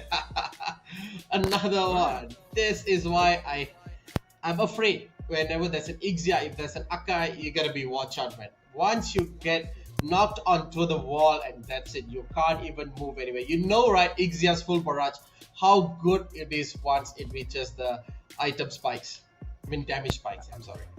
Yeah, I think there is another additional crowd control that DEWA United can use upon Brody, upon Novaria, if they are ever out of position with the heavy spin. Again, combination with penalty zone as well, and even XIERA are free enough to be able to hit with her own basic attack. But then again, this is going to be a Akai jungle, so doesn't have flicker, doesn't have a gap closer ability. But then again, using his own retribution to slow down the enemy and to be able to hit them with the body slam as well as the heavy spin. But right now, looking at TRVN, they responded with Rafaela as well as Benedetta. I'm okay with the Benedetta pickup. Mobility, very mobile, very agile to be able to escape a few abilities. But the Rafaela, I think because they know that they are lacking mobility, hence why they are picking up the Rafaela with the Holy Healing to be able to speed up their own movement. But in terms of synchronization with the other heroes, I'm not too keen right now. I mean, like, for me itself, whenever you have a Novaria in your lineup, make sure at least you have one hero that can set up, you know, to maximize the Novaria's ultimate. If not, it's going to be pretty hard. I mean, like, okay, what's the use of Novaria? We know that once she's opening up ultimate, it's going to be like hitting a lot of people. But look at that, Kadita comes in. What's your thought about this, Adit? Kadita. We did mention about how DEWA United can put in more crowd control, put in more AoE skill set, and one of the biggest is Kadita. Again, I think it's all fully focused on they want to shut down the Brody as quickly as possible. But this is the caster prediction brought to you by ComAsia. Again, we are all in the boats of DEWA United. Only Mars, the only sole target for TRVN eSport. We shall see who will prevail. But back to the composition. Yeah. Again, each and every single heroes of DEWA United can focus on the Brody. So the Brody is gotta be somewhat very much careful, and the support coming in from Rafla has to be on point. The Holy Healing, the Holy Baptism to be able to stop the movement of penalty zones. You got the full barrage, you got the rough wave, you got Akai, heavy spin as well. So I wish all the best to Gabriel Jan later on. I can't imagine how hard it's going to be for Gabriel Jan to survive in the lane. But anyhow, we're gonna look at the game. What's gonna happen in game number 2 of the first series in Kohai C Championship Season 2. It is against DEWA United Roads versus TRVN Esports. And this is the game, do or die for TRVN, and it's the winning game for DEWA United. And looking at the way Danny is forced to go home in the early game itself.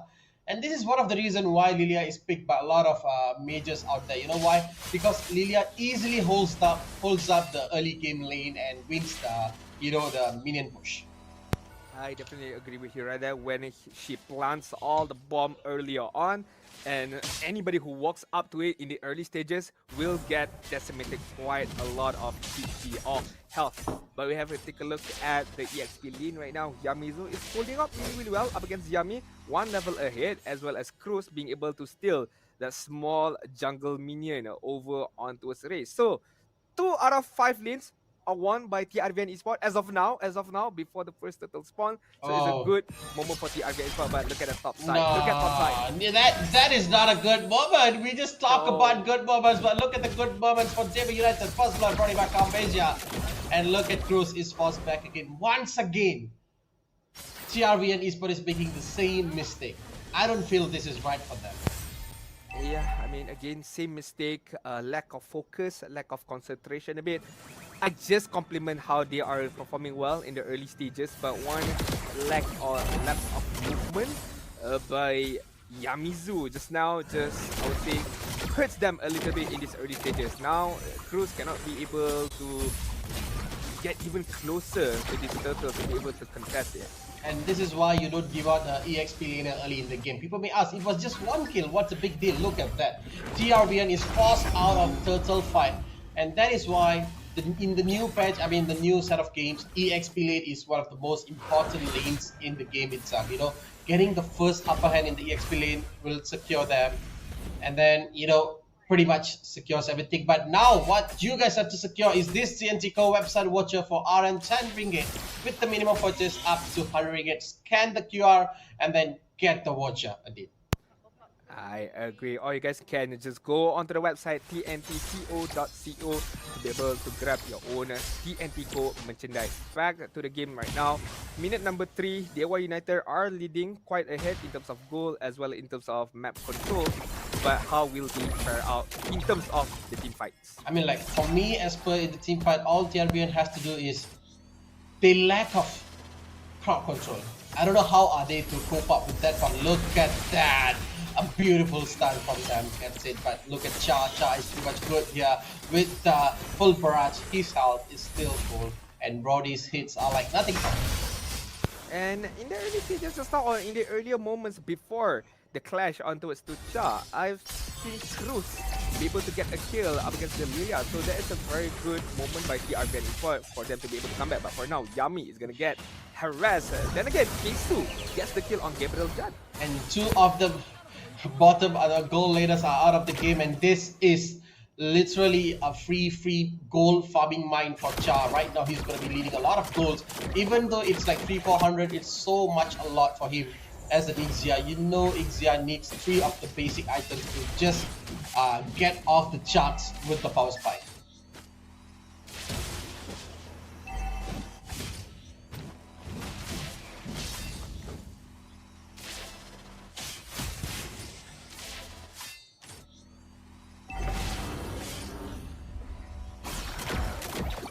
Oh, look at that. Did that. You know, he's zoning off. He's zoning off Bauer so badly, and right now, look at that. He's baiting it up, but they have been lost the focus. I think no. I mean, like, he still managed to came out of that. That's pretty much surprising, and Wade's gonna secure the lot. I mean, secure the turtle, and Cruz is like, okay, I can't do anything, man. I do have the lethal counter, but that penalty zone definitely hit the oxygen. Yeah, I mean, that penalty zone deserves a penalty of its own right there. I mean, trying to get Cruz but without or not using the flicker is not a good deciding factor. But then again, Turtle has been secured by DEWA United, so neutral objective is gained by them. 2 out of 3 Turtles. Can they get the hat-trick of Turtle? We shall see later on. But look at the damage output by Yami. Whew. I mean, like, even the damage goal is pretty much hit, but make sure you guys hit this redeem code on your profile itself. You know how to redeem it? Make sure you guys log into your ML, go to your profile icon, press the settings, and you can see the redemption code bar there. And then you just claim the redemption code right now, right at the moment. But back to the game, we are still looking at TRVN ESPORTS struggling a bit. Yeah, definitely struggling right there, but then again, what can they do right now? I mean, yes, they have a good early advantage just now. They were playing quite well, but when DEWA United, like we said, just switch on their own focus, look at how they're dominating. 3/1 kills in terms of goal lead as well. Out of 16,000 and against 4,000, so a difference mere margin of 2,000 goal being held by DEWA United, and they are controlling the lead really, really well. They are not, you know, playing too aggressively. They are not throwing their own lead. They are solidifying their lead as well as the map control. I mean, I like the way how DEWA United plays. You know, they know that they have a very fast EXP laner like Beretta who can escape easily. So what they did, they shift the focus to goal lane. Look at that. That's how the shifting happens, you know. When they shift their focus to goal lane and XIERA gets the goal and everything happens in the blink of a second. And Yamizu will be going out or not. Looks like no is the answer, but Yami is now got caught in the hands of Cruz. The penalty zone comes in. Bray with the beautiful heavy spin forces Cruz to be stick onto the wall and go to the base. Now just like that. Not only that, look at the backside right now. Lilia trying to get one more kill if she can. Has the magic shoes and just gonna run away. Holy Baptism has been used by Rafaela as well in that pursuit. But I have to give props to Yami just now. I thought he could use the penalty zone to get the kill onwards to Yami Prizu, but he kept it. He kept it. He knows that someone is gonna rotate against him, which is Cruz, and Cruz got penalty zone. And that is why we say EXP lane is quite important as well. The only difference that I can see here is the margin of microplay. But anyway, that you go, the turtle has been saying, what you buy, compares here. But anyways, I mean, I love this new update, man. Every single time the turtle say you get a moment speed. But anyway, you gotta be speed up on getting this special ticket offer, One Piece Asia Tour. Buy one and get one free. And make sure you guys use the promo code Kohai One Piece. Guys, make sure you get those tickets and don't miss out the One Piece event. It's a one-of-a-kind event for all of the One Piece lovers out there. Right now, penalty zone has been used. Give it a chance. Just goes out of the way. He got suffocated by Kesu, and that is why you don't face this terrible combo, man. Having the penalty zone itself is so much best, but having the Akai itself is even worse. And right now, look at that. They will be getting off the mid lane turret, and this will help DEWA United to force their minions even faster.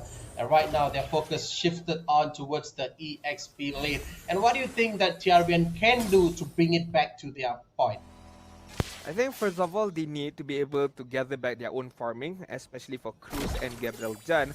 And for team fight wise, they need to group up with one and another. Star Shatter should be used to kill off or to peel off enemies. Gabriel Jan can use his own Torn Apart memory to get those skills. So the combination of skills need to be done by TRVN Esports to be able to crawl their way back into this game. Nonetheless, DEWA United are not allowing that, not allowing at all kind of space. But look at Kisu. Spot time. Okay, so he's all alone. He went out of the base. Just like that, he went out of the map, but the penalty zone comes in, and Jason with the globe will be dealing tons of damage. I can see Ray coming in from the side. He might use the heavy spin, and he gets one out of them. And look at that, they will be bringing Cruz home or not. And that question answered, he is left with 1 HP. But sadly, they don't love Umi Sayang. They just got him off the map. That's too bad for Umi Sayang. I guess they don't sayang her at all. But it's okay. It's fine. Life moves on because the Lord has been spawned, brought to you by Comp Asia. I thought that DEWA United could get more kills out of that engagement. Looking like how Cruz been needing to just escape with a leader of health is good enough for TRVN Esports. But DEWA United is going to claim the biggest prize pool of all, which is the first slot that they can use to be able to get the inhibitor turrets. I mean, like, having the lot in the hand itself, it's good. I mean, like, the shift, for the first game and the second game, the difference that I'm seeing is DEWA United is taking slow and steady because they know the lineup. They have Cha, who will be dealing a lot of damage on the late game side, so they don't want to force it out in the early game itself like they had the Bruno. But right now, looking at the bottom lane, Yamizu is pretty much very low, and he might going off, but luckily the Umi Sayang loves him, and then she gets the help. But right now, Cruz is in the midst of everything. Yami flickers out, the lethal counter is wasted. Lethal counter has been used, but penalty zone is still kept by Yami to be able to use on this next team fight. Could be used for this slot to get at least one out of 3 inhibitor turrets by TRVN Esports. And speaking of which, Kisu is gonna get hit a lot by the damage by Yamizu. She has the damage output enough, but he needs the space to be able to give out those damage by Vendetta.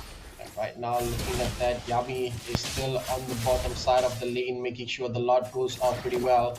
Yamizu defends it beautifully. He got another wave of minions coming in, but look at that Cha, literally dealing tons of damage as the back lane, as the marksman of the game.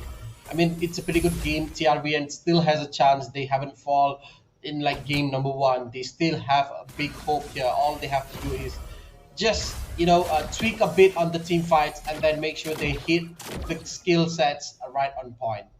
I agree with you right there. TRVN Esports for game number 2 are performing much more better than game number 1. They know what they need to do, but for that, Kisu. Ooh, nearly gets a kill, but never mind. It's a no-go for them. But anyways, DEWA United will be backing off, but Yamizu comes in from the backside. Will he use the ultimate? But looks like though he will still stand tall, but the final barrage comes in right on point, gets Umi sayang. Once again, Umi is out of the game. Umi is out of the game, but what's in the game right now is the composition by DEWA United. Being able to counter-engage back onto TRVN Esports shows a good amount of discipline and good amount of understanding as well. Knowing that, okay, TRVN Esports by Yamizu did not engage when he had the chance at the back line. Then, DEWA United also knows that, okay, we do have the distance, we have gap closers ability to be able to catch them off guard, and they did that with perfection. And look at that Yamizu, he's receiving tons of damage from Cha. I think Cha pretty much has the items. If we can look at the itemization that have been built up by these players, we can tell that did they reach the power spike or not. And there you go, the last of the outer turrets is down for TRVN Esports, and all they have to protect is the mid ones. And look at Bruce running away, but the Lord Luminous will be spawned in the game. And this Lord is quite important, but looking at that, Keisu doing his normal job, you know, has the Kaditaro. You just sit in a bush, you don't get caught. When you see someone who is easy to pick off, you kill them. The fact that the boost that she uses was the perfect one, to be fair. Brody was caught off guard, not knowing that there is Isu over there, and easy enough for him to be able to get that kill. Lord has been slain again, brought to you by Com Asia. DEWA United, a free Lord for them over there. But Yamizu right now being able to get 2 turrets on the top lane could be a good factor by TRVN Esports. For now, Yamizu have to run away with final stat that he has, but hey, it's gonna stop it. You can't do anything. Finally, an eye for an eye will be used. But one more thing that you guys can get is the Kohai end of the year giveaway right now. Follow the steps and win fantastic prizes. You got iPhone 12, we got home watch jersey, we got 300 ringgit worth of TNT Co watches, and also MLBB diamond. So what are you waiting for now, guys? Just grab your phone, get the Kohai app, and then get your giveaways. I agree. I mean, thank you so much, Kohai, for sponsoring and also providing giveaway for our fans out there right now. Lord is marching on the bot side. DEWA United are prepping for a tri-lane push. They want to end this game immediately. They don't want to give any chance for TRVN Esports because they know late game power spike with the Novara is looking quite scary for TRVN Esports itself. And look at that, the Lord barges in for the first base tower, and TRVN loses 1, and TRVN is still surviving. They are still doing with the heals that they received, but Ray will be going in. The final barrage will be opened up. Look at that, Umi receives a lot of damage, but in the nick of time he managed to heal. But sadly they should take a goodbye, for another base tower right here is going off as well for TRVN. They are taking it calm and slowly, but right now Cruz is got caught in the midst of everything. Heavy Speed gets in the penalty zone, locks up too. But look at that, finally they get their hands on Ray, but they can't do much more. I mean, it's a good effort by DEWA United. All they want to do right now is just get this last inhibitor turret out of the way, and they managed to do that. Kisu still has the Petrify, still has the Rough Wave. So if one good engagement by this Kadita, DEWA United can end this game. Oh, that was nearly an end game for them, but Keisu will be going down. But look at that! Cha literally using the full barrage on point to making sure that they have the upper hand. 3-man down. Will they able to defend this? But the crystal will be going down on the side of DEWA United Roads, and they will secure the game for a score of 2-0. Clean sweep and a clean victory. Clean sweep, clean victory, and a clean team fight by DEWA United, especially at the dying moments just now. Props to Kisu being able to go in, just cause a distraction and allowing Shah to position himself with the full barrage on point, super on point. And we can definitely see it by the highlights brought to you by Com Asia. A very good beginning of the game by TRVN Esports, not losing that much. But as time progresses, DEWA United grabbed a hold of the game and managing to catch TRVN off guard, bit by bit, little by little. But DEWA United, they hold their lead very well, and Cha was not even disturbed at the back line. No one was able to come close to her. I mean, Yamizu should be the target, but then again, this was the moment. Look at Cha. Position back himself with the flicker, and that is an easy double kill for the XIERA. I'm like looking at the way that TRVN Esports, I think I don't feel like the second game draft is on point, man. They don't have somebody who can combine with Bavaria to get the pickups and everything. But anyways, looking at the DEWA, they really dominated the game, first game as well as the second game. We can see the tempo of the second game was quite slow. It took them 15 minutes to end the game with the 12 kill in the hands. I think, what can we say? They did all they had to do, but right now we will be looking at the MVP. So Adin, who do you think will be the MVP? I think it's gonna be Cha. Oh, I am correct. Look at that first Cha.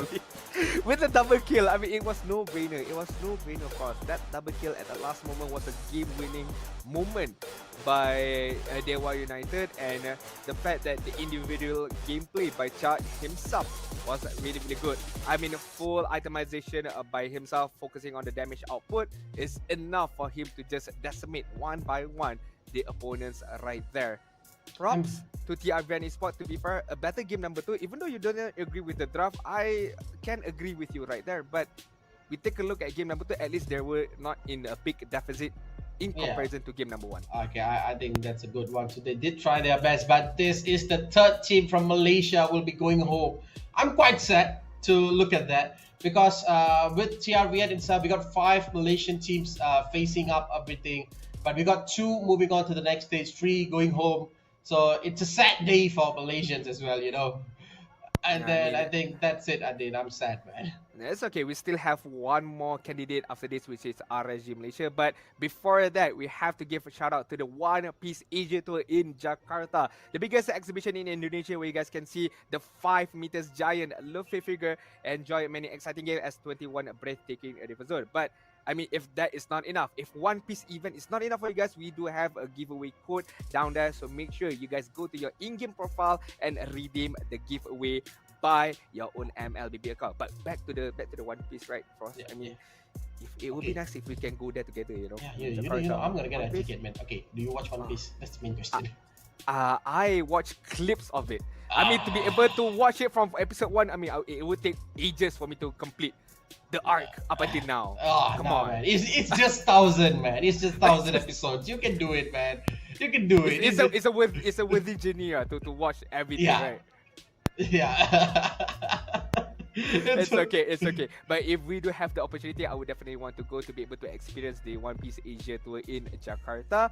But maybe the lucky winner is you guys, not us as casters, but you guys. We want to give the opportunity to you guys to be able to witness the big statue of the giant Luffy figure. But right now, we have to take a short break before our next match series. So don't go anywhere. Be sure to stay tuned to Kohai Sea Championship Season number 2. Hello guys, Assalamualaikum. Korang yang baru masuk, selamat datang ke live stream aku. Jangan lupa untuk tekan button like, share dengan komen. Aku nak video je. Ada orang tanya, kenapa setiap kali kalah aku asyik kena blame dengan kawan aku? Nampak guys, benda tu satu benda yang tak bagus tau. Dekat sini apa? Korang tak boleh salahkan member sebab kau pun 2 kali 5 je. Mungkin kau punya skill pun tak sama pun macam dia. So tak boleh lah nak asyik nak salahkan member je. Tak bagus. Sebab lagi komen lagi. Kenapa aku asyik lose streak Kalau korang lose streak, maknanya korang ada ciri-ciri yang tak bagus, iaitu nafsu kan? Sebab apa korang nafsu? Sebab korang tak faham apa itu strategi, hero pick, kita punya meta, rotation, semua kena tahu. Kalau korang tak tahu benda tu, mesti korang akan main macam mana? Nafsu, korang akan langgar je semua orang. Benda tu lah yang akan buatkan korang kalah. Zon, kenapa setiap kali aku main L, phone aku cepat panas dengan lag? Simple. Sebab apa? Aku punya phone tak ada mengalami masalah macam korang. Sebab aku punya phone 30 Pro aku beli dekat Com Asia je. Aku minat beli dengan diorang ni sebab apa tau? Sebab masa aku beli tu, seller tu dah cakap dia dah test dengan 32 step quality check. Maksudnya before aku beli tu, diorang dah check dia punya screen, sound dengan body. Dia make sure korang dapat dalam in a good condition. So dekat para gamers kat belah sana tu, jangan lupa untuk beli dekat Com Asia. Harga murah, quality phone sama macam baru. Alright guys, sampai sini je live aku. Terima kasih kepada yang dah menonton. Terima kasih yang dah like and share. Kita jumpa lagi pada stream yang akan datang guys. Assalamualaikum. Back again. Masa screen dia nggak ada layar Samsung? Back again. Back again. Back again. Jadiin mau lo with Infinix Note 30. Anti gabut, serba ngebut.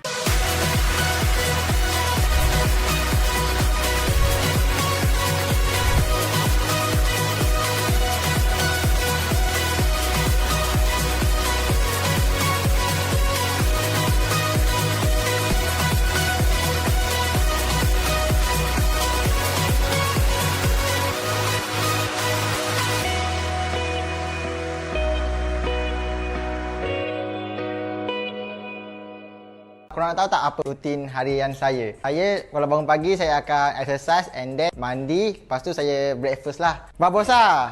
Okey, saya nak babosa sekejap. Babosa, kau tengok babosa? Tengah nonton turnamen. Taklah, saya nak buka Kohai X Gamer dulu lah. Dengan Kohai Gamer ni guys, kita boleh bermain dengan pro player yang macam saya yang akan push rank sama-sama dengan korang. Lepas tu nak tahu apa lagi menarik? Setiap minggu ada tournament Combat Arena, iaitu tournament yang free 24 jam dan korang berpeluang menang prize pool RN RM1,000.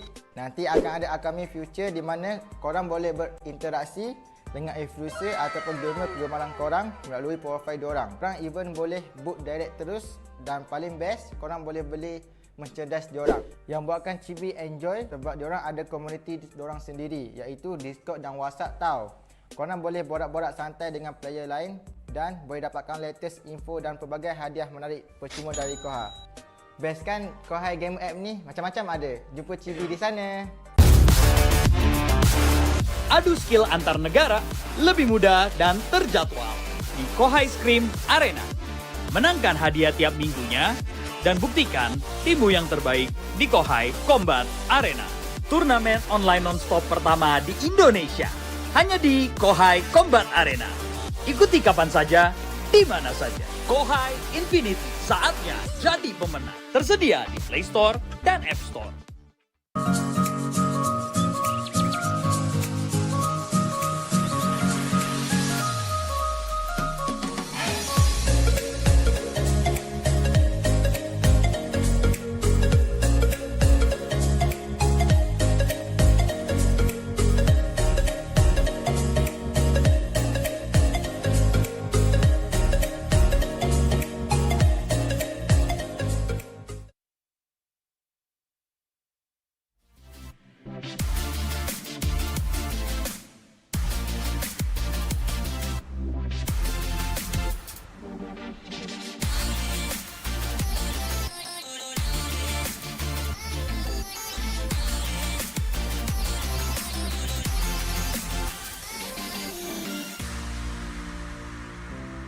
Aduh, kalah lagi ni. Aduh, phone aku lag pula. Aduh, kalah lagi. Phone aku lag pula. Sabar je lah, Son. Nak buat macam mana? Phone kau tu dah lama sangat dah tu. Phone ni pun baru aku beli dekat Komersia. Murah-murah pula tu. Weh, betul ke murah beli dekat Komersia? Kedai dekat mana? Komersia ni adalah salah satu kedai e-store yang jual macam-macam jenis phone tau. Harga diorang pula berpatutan dan diorang ni specialist tau dalam phone second hand. Aku nak beli phone gaming. Berapa boleh dapat? Jangan risaulah, Komersia ni kalau korang beli phone dengan diorang, kau boleh jimat 50% tau. Apa yang best lagi, kau boleh dapat 12 bulan jaminan untuk phone kau. Diorang ada buat 32 quality step untuk pastikan phone kau sihat. Okey, sekarang ni tolong bagi tahu dekat mana nak beli. Alah, kau boleh buka je online dekat e-store diorang. Senang je beli sekarang ni, boleh postage dan beli phone gaming. Lepas ni aku immortal, kau tengok aku, kau yang kat Epic tu. So guys, kalau korang pun nak beli phone second hand, beli dekat Komersia. Memang best. Gua yakin yang cewek ini pakai nggak sembarangan. Gak bisa.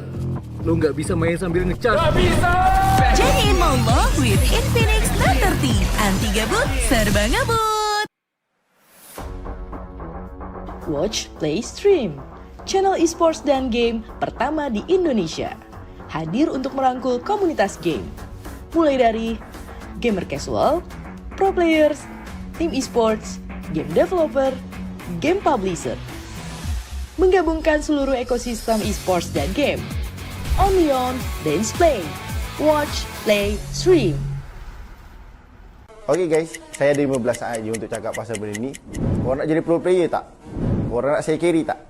Okey, korang kena download apps Kohai Gamer. Lepas tu, jangan lupa register account. Terus tekan feature real time dan schedule service. Jangan tanya asal ni real ke tak. Dia memang real. Dah, jumpa korang kat sana. Bye-bye.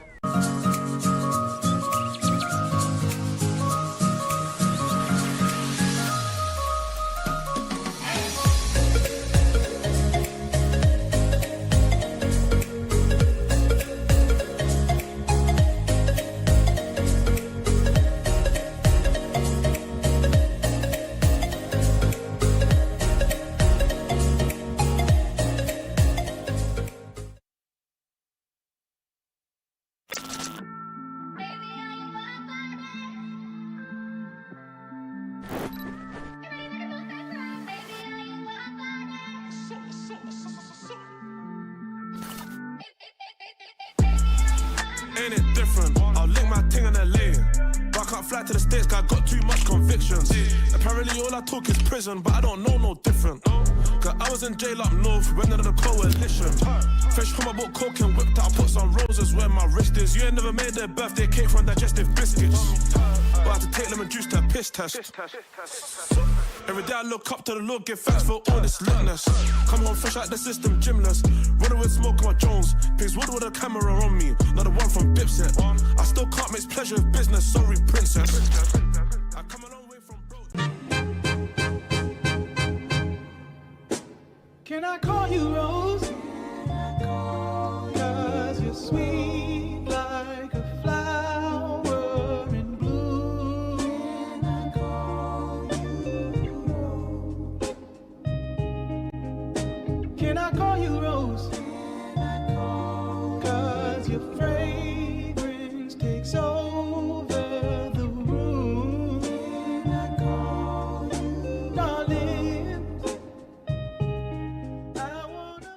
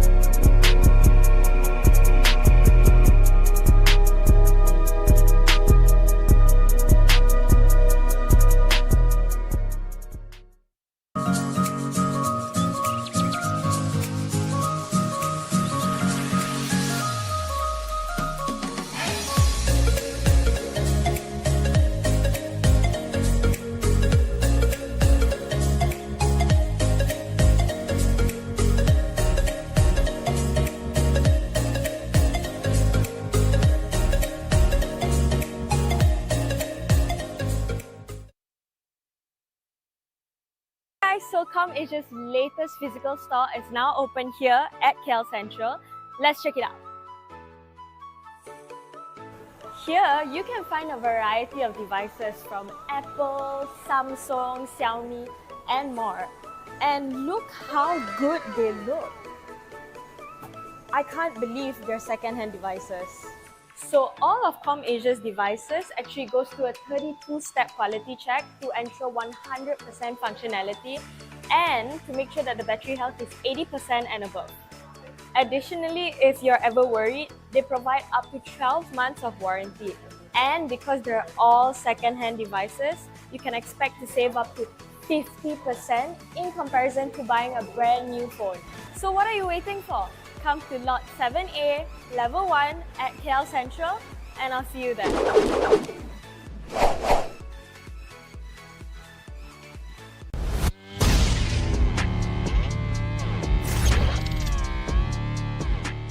Setiap hari merupakan cabaran baru untuk saya. Kebaikan teh hijau buk dengan aroma yang segar membantu saya secara fizikal dan mental.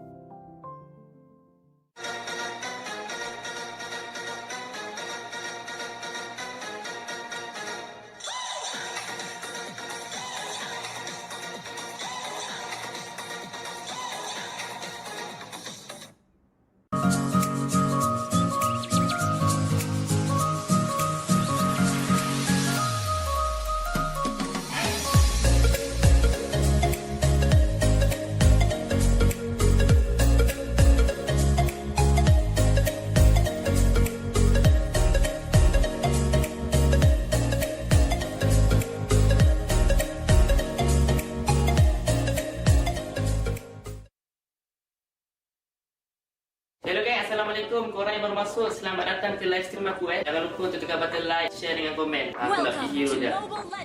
Ada orang tanya, kenapa setiap kali kalah aku asyik kena blame dengan kawan aku? Nampak guys?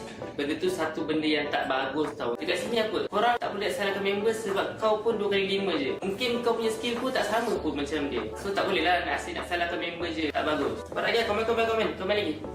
Kenapa aku asyik lose streak Kalau korang lose streak, maknanya korang ada ciri-ciri yang tak bagus, iaitu nafsu kan? Sebab apa korang nafsu? Sebab korang tak faham apa itu strategi, hero pick, kita punya meta, rotation, semua kena tahu. Kalau korang tak tahu benda tu, mesti korang akan main macam mana?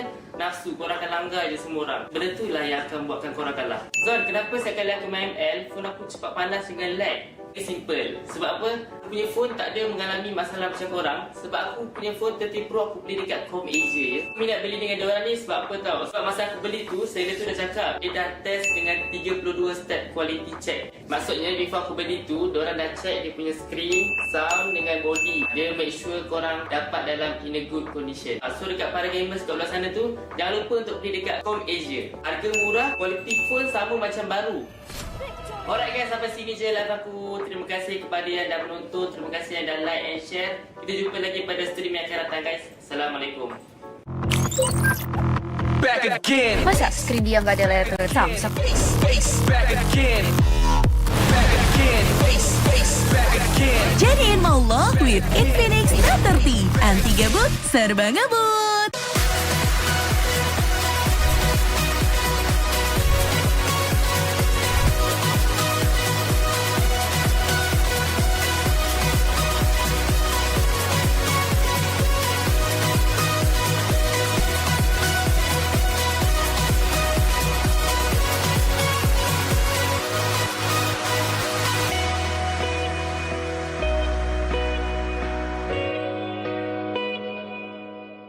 Korang nak tahu tak apa rutin harian saya? Saya kalau bangun pagi saya akan exercise and then mandi. Lepas tu saya breakfast lah. Babosa!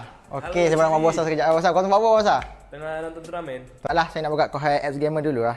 Dengan Kohai Gamer ni guys, kita boleh bermain dengan pro player yang macam saya yang akan push rank sama-sama dengan korang. Lepas tu nak tahu apa lagi menarik? Setiap minggu ada tournament Combat Arena, iaitu tournament yang free 24 jam dan korang berpeluang menang prize pool RM RM1,000.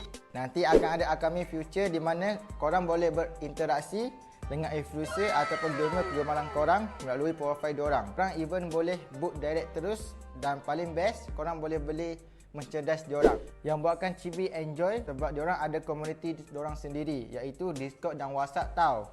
Korang boleh borak-borak santai dengan player lain dan boleh dapatkan latest info dan pelbagai hadiah menarik percuma dari Kohai. Best kan Kohai Game App ni? Macam-macam ada. Jumpa Chibi di sana.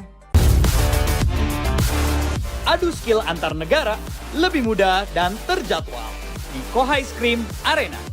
Menangkan hadiah tiap minggunya dan buktikan timmu yang terbaik di Kohai Combat Arena.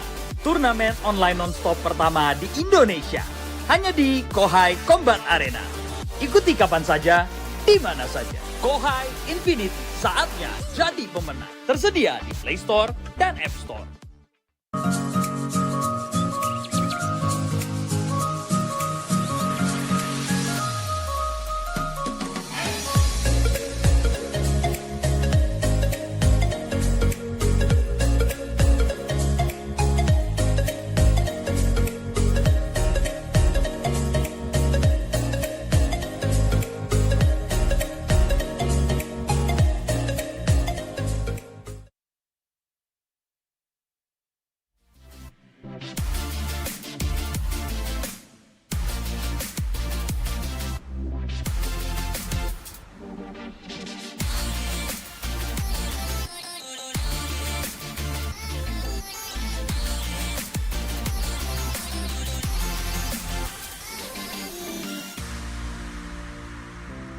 Aduh, kalah lagi ni. Aduh, phone aku lag pula. Aduh, kalah lagi. Phone aku lag pula.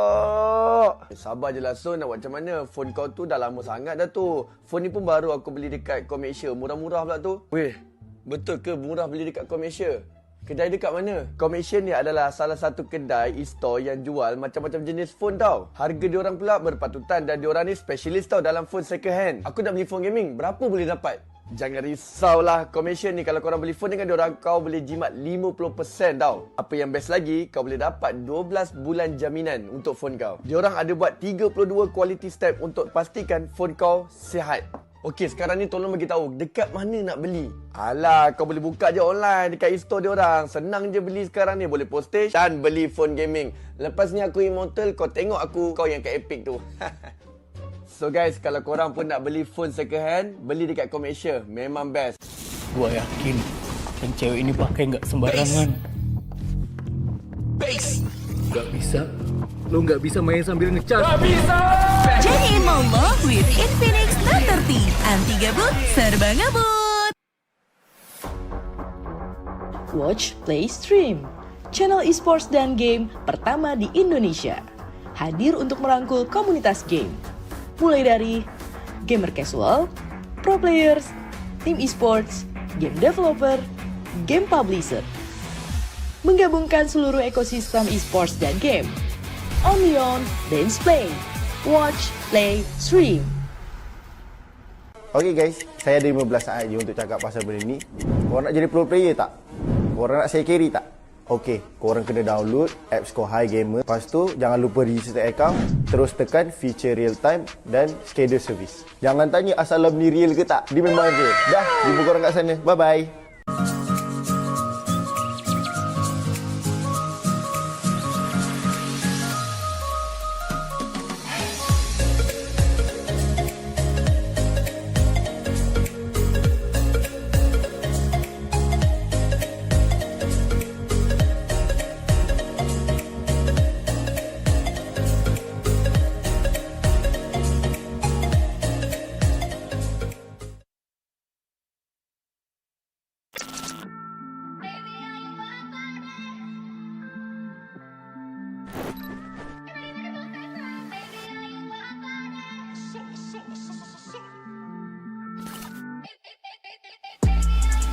Ain't it different? I'll link my ting in LA.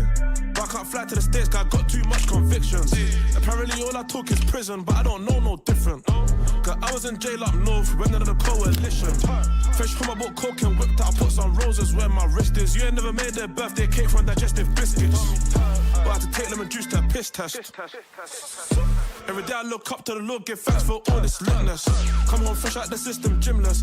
Running with smoke on my Jones. Pigs wood with a camera on me, not the one from Dipset. I still can't mix pleasure with business, sorry princess. I come a long way from bro. Can I call you Rose? Cause you're sweet like a flower in bloom.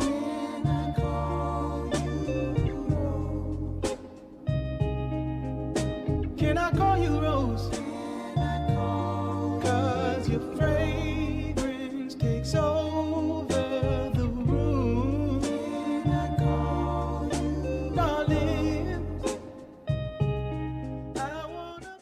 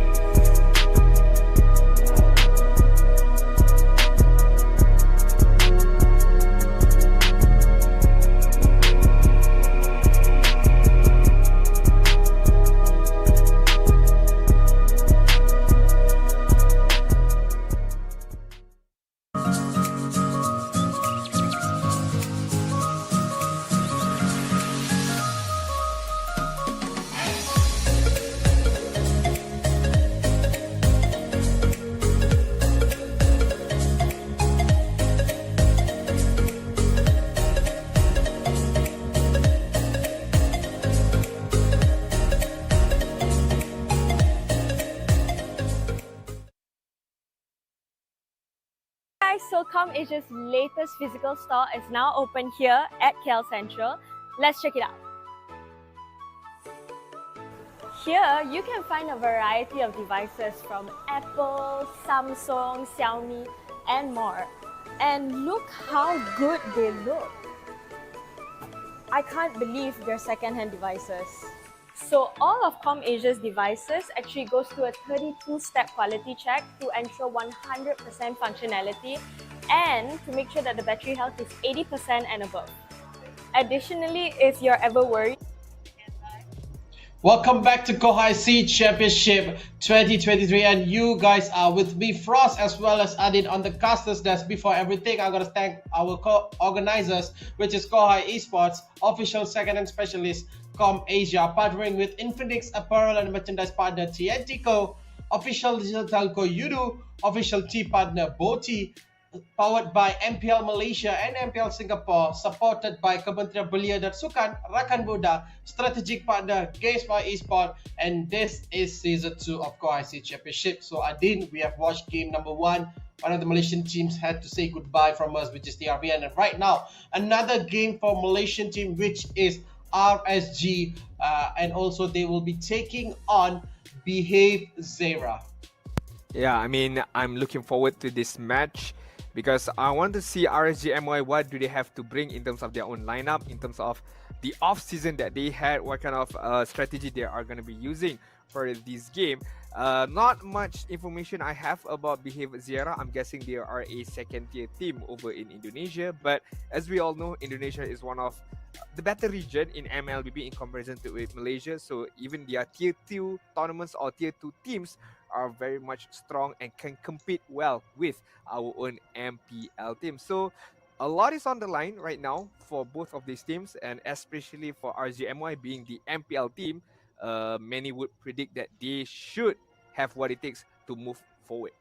I mean, like, I'm very sure that they have what it takes, but all it depends on the draft itself. We got to look at the draft. We got to look at who's gonna go who.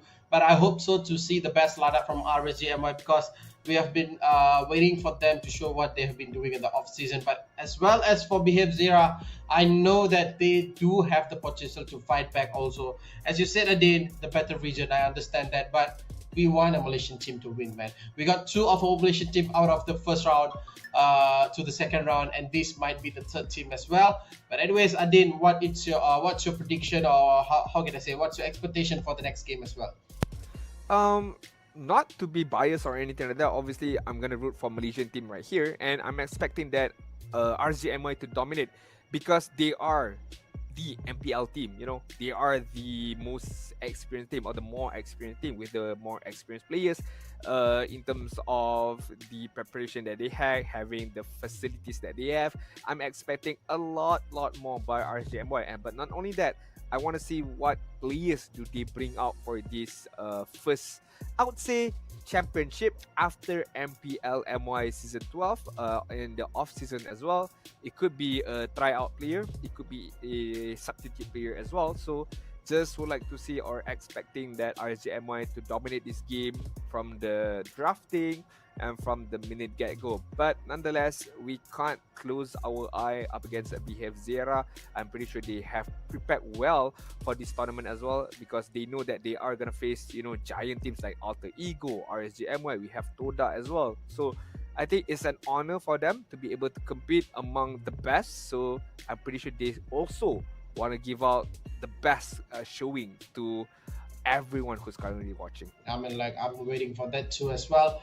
By the way, looking at the way this game's gonna go, we gotta wait and watch how these guys are going to perform in this game.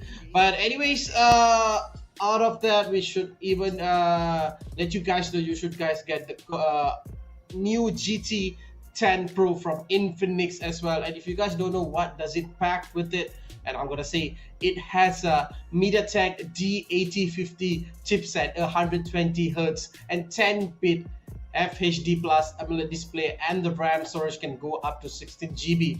And what's more, guys, you can enjoy your gaming without a lag, without any frames or any pings spiking anywhere as well. Adin, so did you get your GT10 Pro? Are you getting?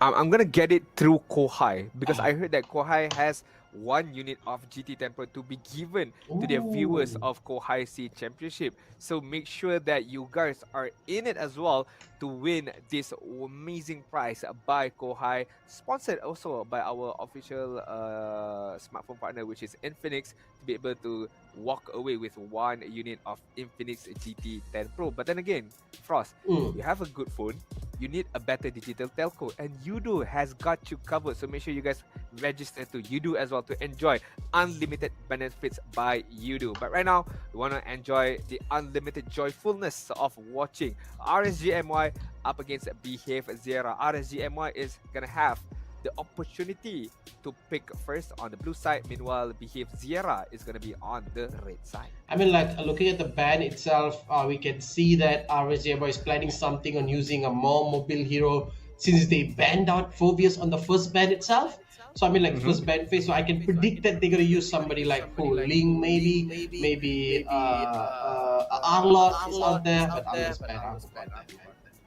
I think there's still a lot more of mobile heroes to be used, to be captured here, but it just could be mind games being thrown out by RSGMY, just gonna be banning out the Phobius, and Behave Esports might think, okay, why are they banning this out? Maybe they want to go for a mobile hero, agile hero, and could be a factor for this game. But RSGMY is gonna get the benefits of Matilda as their very first pick. I really like this pickup. I'm pretty sure this hero should be banned in the first phase because the capability of Matilda to be able to join in team fights or rescue his own teammates is very much crucial. Not only that, with Photo as well, right? The new item, well, the latest item as well, being able to heal up your allies is super important. And looking at the draft that team Behave is bringing in, I mean, like, I like the first 2 picks that they are showing here. It's nice to look at, you know, having the Balman as well as the Faramis over here. The Valentina is still open if they want to go for the Valentina, or even if they want to go for the direct counter, the Yif is still open. But I think to have the Yif in this stage is quite early. I think you can even go for that also. What do you think about that? I think it's okay to pick up the Yif to be able to slow down the pacing of Dalman, but Valentina is super duper good, and knowing that Izanami is gonna be playing as well, he is a very much force on that Valentina. But as of now, it's gonna be the Gwyn as well as the Cloud. I think this is going to be a Gwyn jungle, no doubts about that, because Venago is going to be playing it. So it allows Izanami a plethora of heroes to be chosen from if it's not banned. You know, you got, as you mentioned, Valentina, you got Eve, but another one is Lilia is still available. We seen that in the first game, how Lilia dominated in the game, the burst of damage, the mobility as well. I mean, she doesn't even need the Matilda help. She can only rely on her magic shoes to be able to run away. I mean, like, both team drafts are looking pretty quite nice. Behave gets on the side of a big team fight. I mean, like, it seemed like what happened in the first series as well. Looking at the draft is quite same. They want to go for the big bang team fights, you know, having the Minotaur coming in with the Meaning Fury, and then comes in the lethal counter. And if they didn't manage to get a kill and they get counter fought, they still have the Nether Realm for them.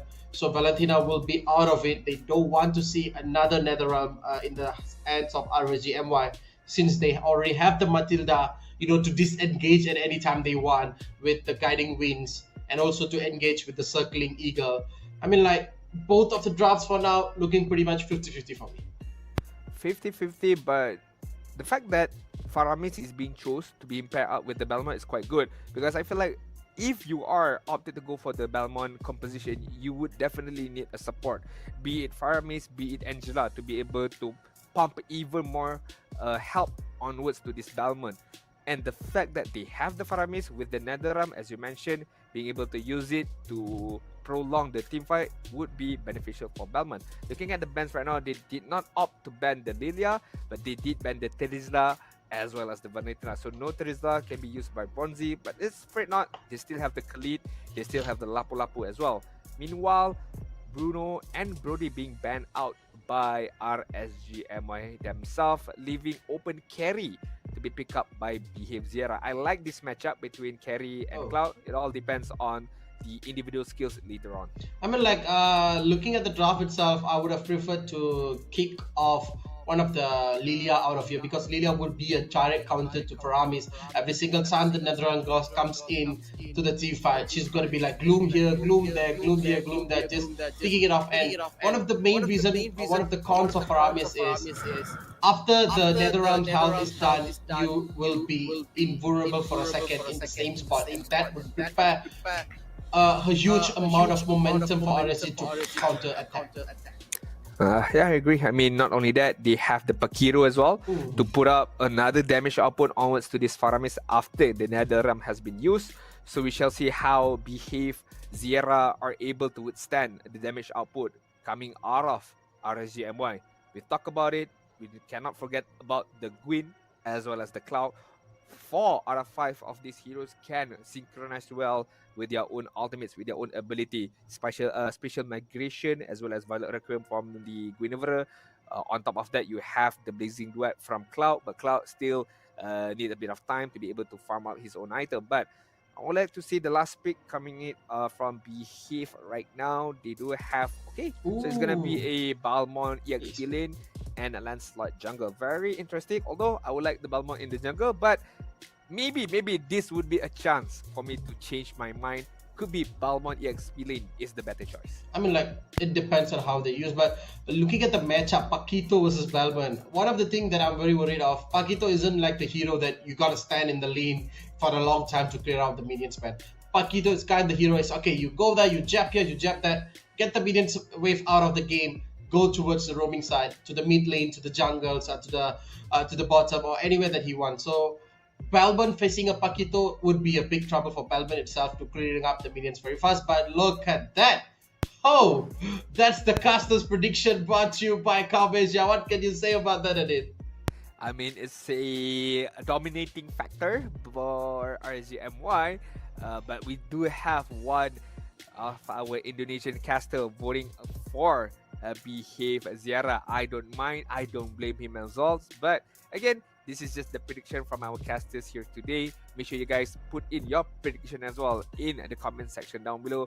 Who you guys think got it, what it takes to win this next match between RSGMY as well as Behave XIERA later on. I think you did wrap it up quite well between Balmond and Pakito.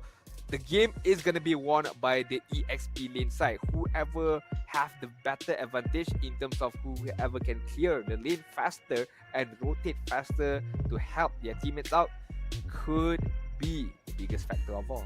I mean, like, that's one part of the game, and another part of the game is the crowd control that has been brought by Team Behave. I'm afraid that if they land a beautiful Minion Fury on top of Team RSG might be wait for a long time. But look at that, Benego is already on level 3 and he's way past Vera Ricky.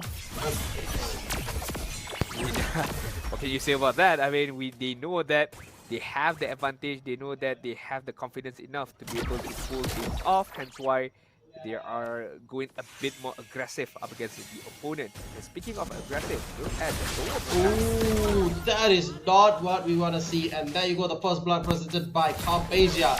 And Benego will find on top of Vera Ricky. And Vera Ricky is very low over here. But Balmond comes in with a beautiful cycle sweep. Look at that Fonzie punching it out. And looks like hands are even mightier than swords. I mean, Bonzi picking up the EXP role because substituting for Ripon is not an easy task, but he's performing quite well in these early stages, picking up a kill for himself and as well as securing the levels in terms of RSGMY as well as Behave XIERA. But the first turtle has been showed up. Lancelot is on the way there. Meanwhile, Virgo is already on the turtle. This is what I said about it earlier, man. Bonzi having the Pakito in the hand. You know, clearing out even faster. And look at Balmond, he's coming on too late. And already Bonzi baited out Cold Teasy's Minion Fury. I mean, like, not Minion Fury. He baited out the stun from him. And look at that. A beautiful, beautiful chance created from Bonzi. Just making sure Benego is all free to take up the take up the turtle. And right now, they will be focusing on going inside. And look at Bonzi punching in, jabbing, and knocking out every single one that he fights. And Vera Ricky is not going anywhere. He will be eaten by the Circling Eagle. As well as right now, another beautiful knockup from Code Teasy. And the Minion Fury will be coming in, but giving nothing to them. Benego secures 2 of 5. It was a very interesting engagement, to be fair. Very aggressive by both sides. I gotta take a breather. I gotta relax a bit and make sure everyone out there who's currently watching, make sure you guys use Comp Asia to be able to get much more benefits, be able to get your second-hand device. And why don't you guys pair it up with Voodoo as well? Very, very optimal retail telco out there, because they are giving out 100 voucher of Comp Asia. But before that, Izarami and Tomsky are in trouble. But to be fair, Stormsky just gonna run away with the Second Eagle. He just stole Vira's orange buff, Adin. With the Matilda, I don't know how he did it, but he did it well. But looking at the bottom side of the game, I think that's a pretty much big difference. Balban is going to go off of the game. That's a beautiful start from RSG. The Purify is out. Loliel is all alone right now, getting the Phantom Execution on his face. But Loliel still survives. Loliel still alive, and he outplays 3 men on the goal lane, Adin. I mean, that just shows great mechanics by Loliel to be able to just dash away, wiggle away from the Tondros coming out of Ricky just now. Props to Ricky trying to get the kill, but even bigger props to Loliel surviving that engagement right there, allowing himself to just stay alive, to be able to pump up even more. But Bornzy, man, this guy, he wants to secure that EXP spot. I mean, like, look at that. As we talked in the early game, the fastest to clear the lane, the fastest to rotate, the easiest to work it out. And look at him. He just clears his lane, he's just focusing on the turtle as well. And he got 3 kills on his hand with the brace bud, and look at that. He gives a good punch as well. And there you go. Turtle has been slain, presented by Comp Asia. Right now, Bonzi is all alive. They are trying to rush inside. And look at the beautiful knockup from Code TZ, but Code TZ is pretty much low. And look at that, the Balban's little counter secures one when Bonzi secures 1-2, and Bonzi will be going off to the base. You can be aggressive, but this is way too over for me. I think it's still fine. The fact that Wira Ricky are not able to get a single farm, and this buff actually stolen as well at the same time. Only level 6 up again. Venogo level 8 already, so 2 levels ahead. RSJMY are pushing on the envelope, not giving Behave XIERA any kind of space. And look at the top side as well. Loliel managed to secure 1 turret in his own hand. So RSJMY are in a good position, but one lapse moment, one big turnaround could be the game changer that Behave XIERA wants. I mean, like, looking at the goal lead itself, just a 2k lead, and if one team fight goes well for Behave XIERA, and that's it for RSJMY, they would give a comeback.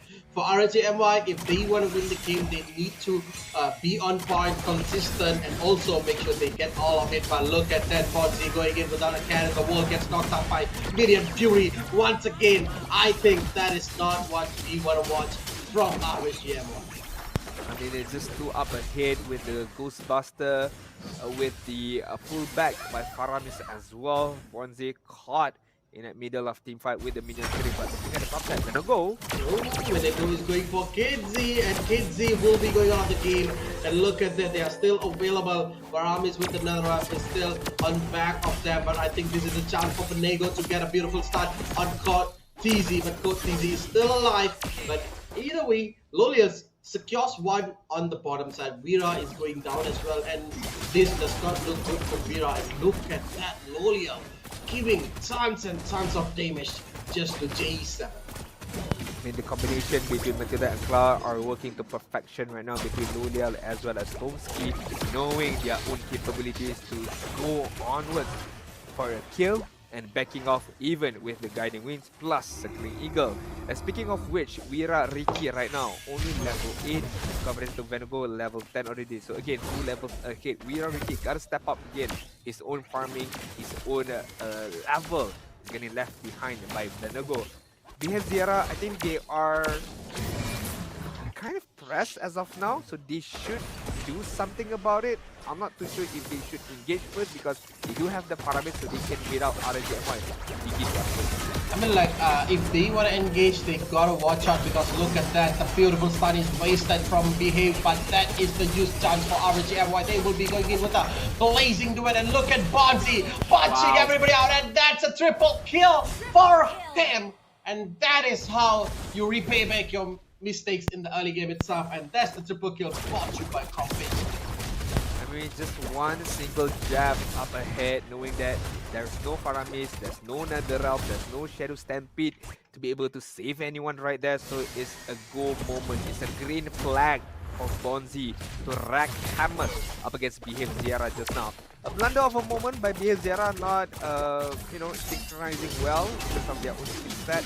But I mean, the fact that Bonzi managing to get that triple kill, you guys can enjoy the benefit of the giveaway code as just been shown to me. Ensure you guys go to your in-game profile and redeem the giveaway. I mean, like, Bonzi was very aggressive in the early game. I thought that he was not good, but he just proved us wrong that he can do more than that. And that was a perfect choice of an example. How do they do that?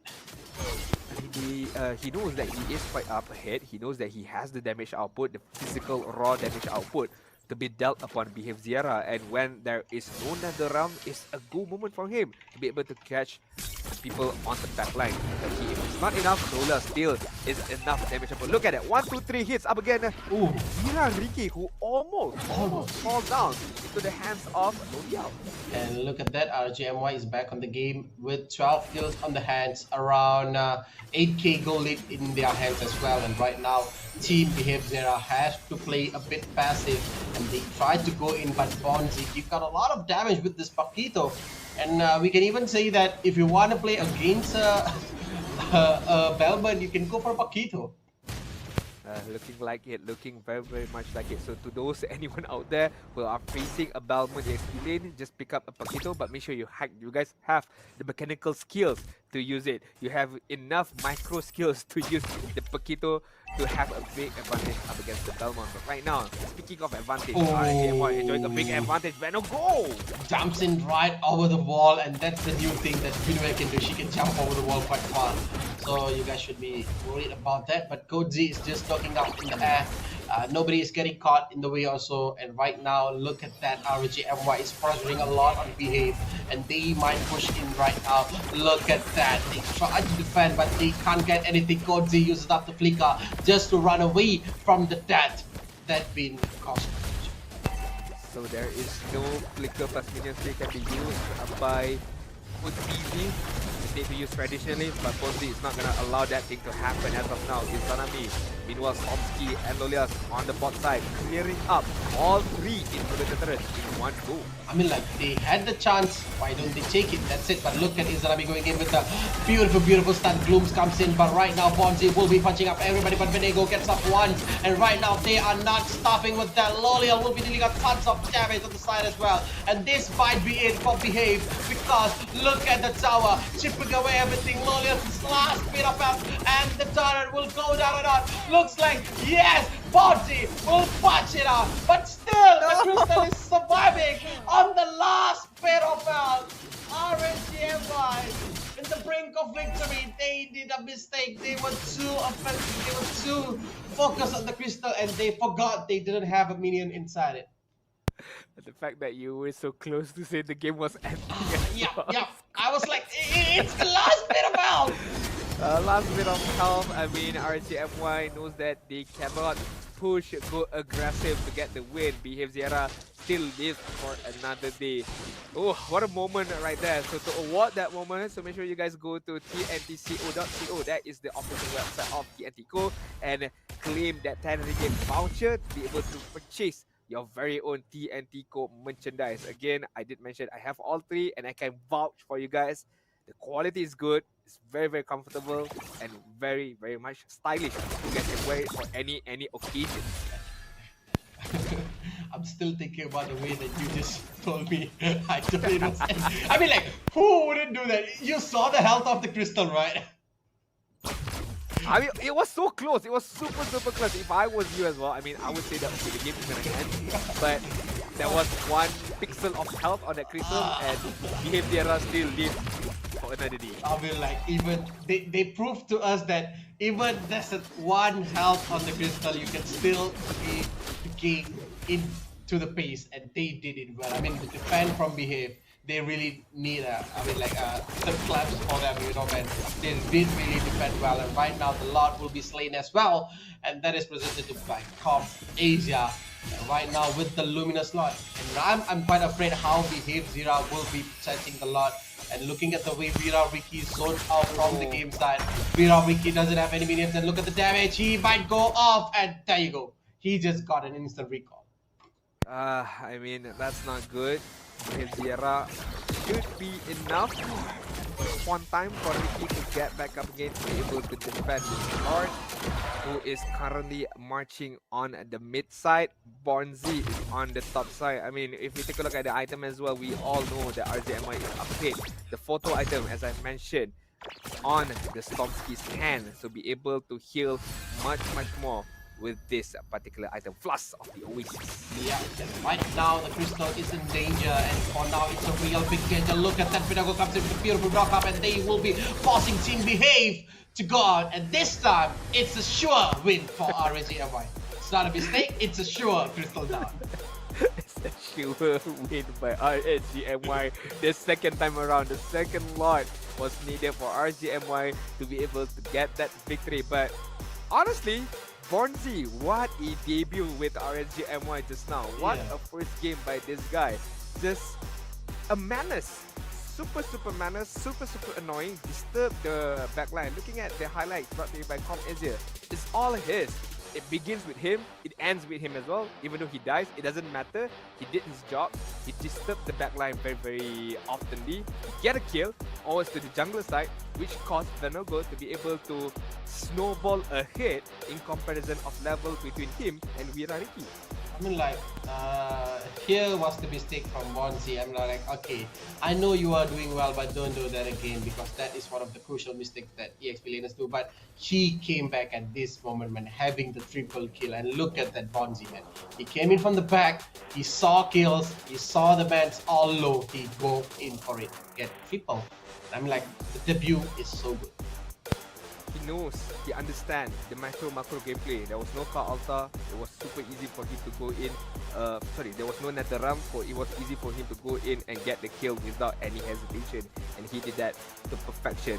There was the moment by Frost almost thought the game was ending, but it did not. Yeah, I mean, I don't blame him. Look at the health of the crystal, it's basically gone, basically just 1 pixel of health. But it's okay, RJMY did not did a full blunder in that moment. They back off, waited for the other Lord come in, which is the second Lord, and when they were so up ahead, they just overwhelmed Behave XIERA immediately. So 13 minutes was the time taken for RZMY to be able to get that victory.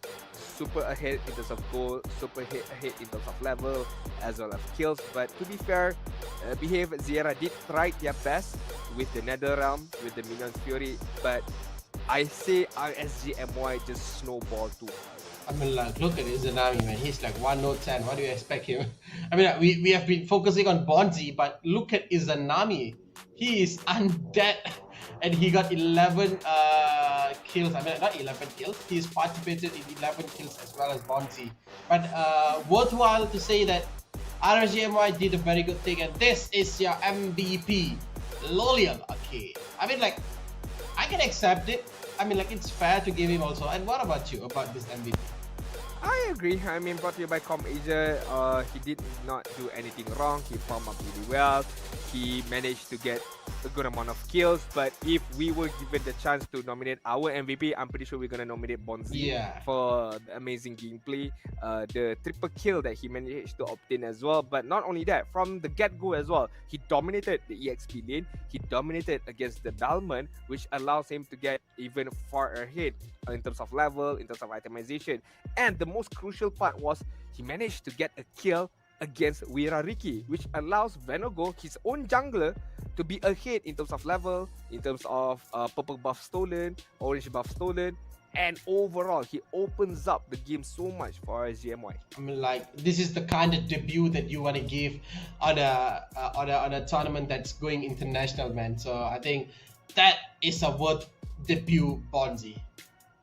Definitely. It's gonna open up some eyes, because if I'm not mistaken, he is still a free agent, so who knows, he might be picked up by any other teams out there. But before we take our short break, I would just like to remind you guys, the biggest event of all, One Piece Asia Tour in Jakarta. So make sure you guys get the tickets, or you can get the buy one a free one ticket for the One Piece Asia Tour. Use the promo code Kohai One Piece to enjoy yourself. The biggest, tallest action figure of One Piece characters with 360 degrees view, and make sure you guys snap a lot of pictures, make your own vlog, and post it on your social media. And make sure when you post it on today's, you guys use our hashtag, which is Challenge the Titan, Born to be Pro, and Kohai Sea Championship S2. And that's it for game number 1, and we will be back for game number 2. So make sure you guys don't go anywhere. Stay tuned with us in Kohai Sea Championship Season 2.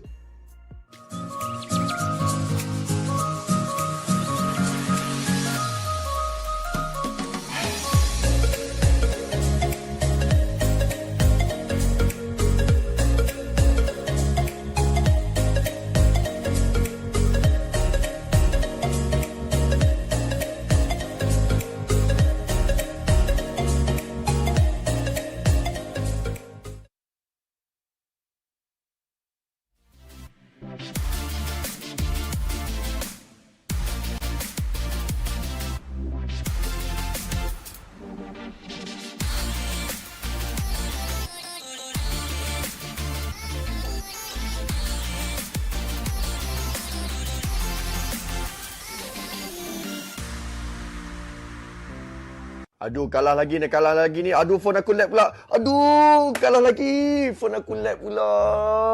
Sabar je lah, Son. Nak buat macam mana? Phone kau tu dah lama sangat dah tu. Phone ni pun baru aku beli dekat Komersia. Murah-murah pula tu. Weh, betul ke murah beli dekat Komersia? Kedai dekat mana? Komersia ni adalah salah satu kedai e-store yang jual macam-macam jenis phone tau. Harga diorang pula berpatutan dan diorang ni specialist tau dalam phone second hand. Aku nak beli phone gaming, berapa boleh dapat? Jangan risaulah, Komersia ni kalau korang beli phone dengan diorang, kau boleh jimat 50% tau. Apa yang best lagi, kau boleh dapat 12 bulan jaminan untuk phone kau. Diorang ada buat 32 quality step untuk pastikan phone kau sihat. Okey, sekarang ni tolong bagi tahu dekat mana nak beli. Alah, kau boleh buka je online dekat e-store diorang. Senang je beli sekarang ni, boleh postage dan beli phone gaming. Lepas ni aku immortal, kau tengok aku, kau yang kat Epic tu. So guys, kalau korang pun nak beli phone second hand, beli dekat Komersia. Memang best. Gua yakin yang cewek ini pakai nggak sembarangan. Base. Gak bisa. Lo nggak bisa main sambil ngecas. Gak bisa. Jadi Mauloh with Infinix Note 30. Anti gabut, serba ngabut. Watch, Play, Stream. Channel esports dan game pertama di Indonesia. Hadir untuk merangkul komunitas game. Mulai dari gamer casual, pro players, tim esports, game developer, game publisher. Menggabungkan seluruh ekosistem esports dan game. Only on Dance Play. Watch, Play, Stream. Okay guys, saya ada 15 saat je untuk cakap pasal benda ni. Korang nak jadi pro player tak? Korang nak saya carry tak? Okey, korang kena download apps Kohai Gamer. Lepas tu, jangan lupa register account. Terus tekan feature real time dan schedule service. Jangan tanya asal ni real ke tak. Dia memang real. Dah, jumpa korang kat sana. Bye-bye.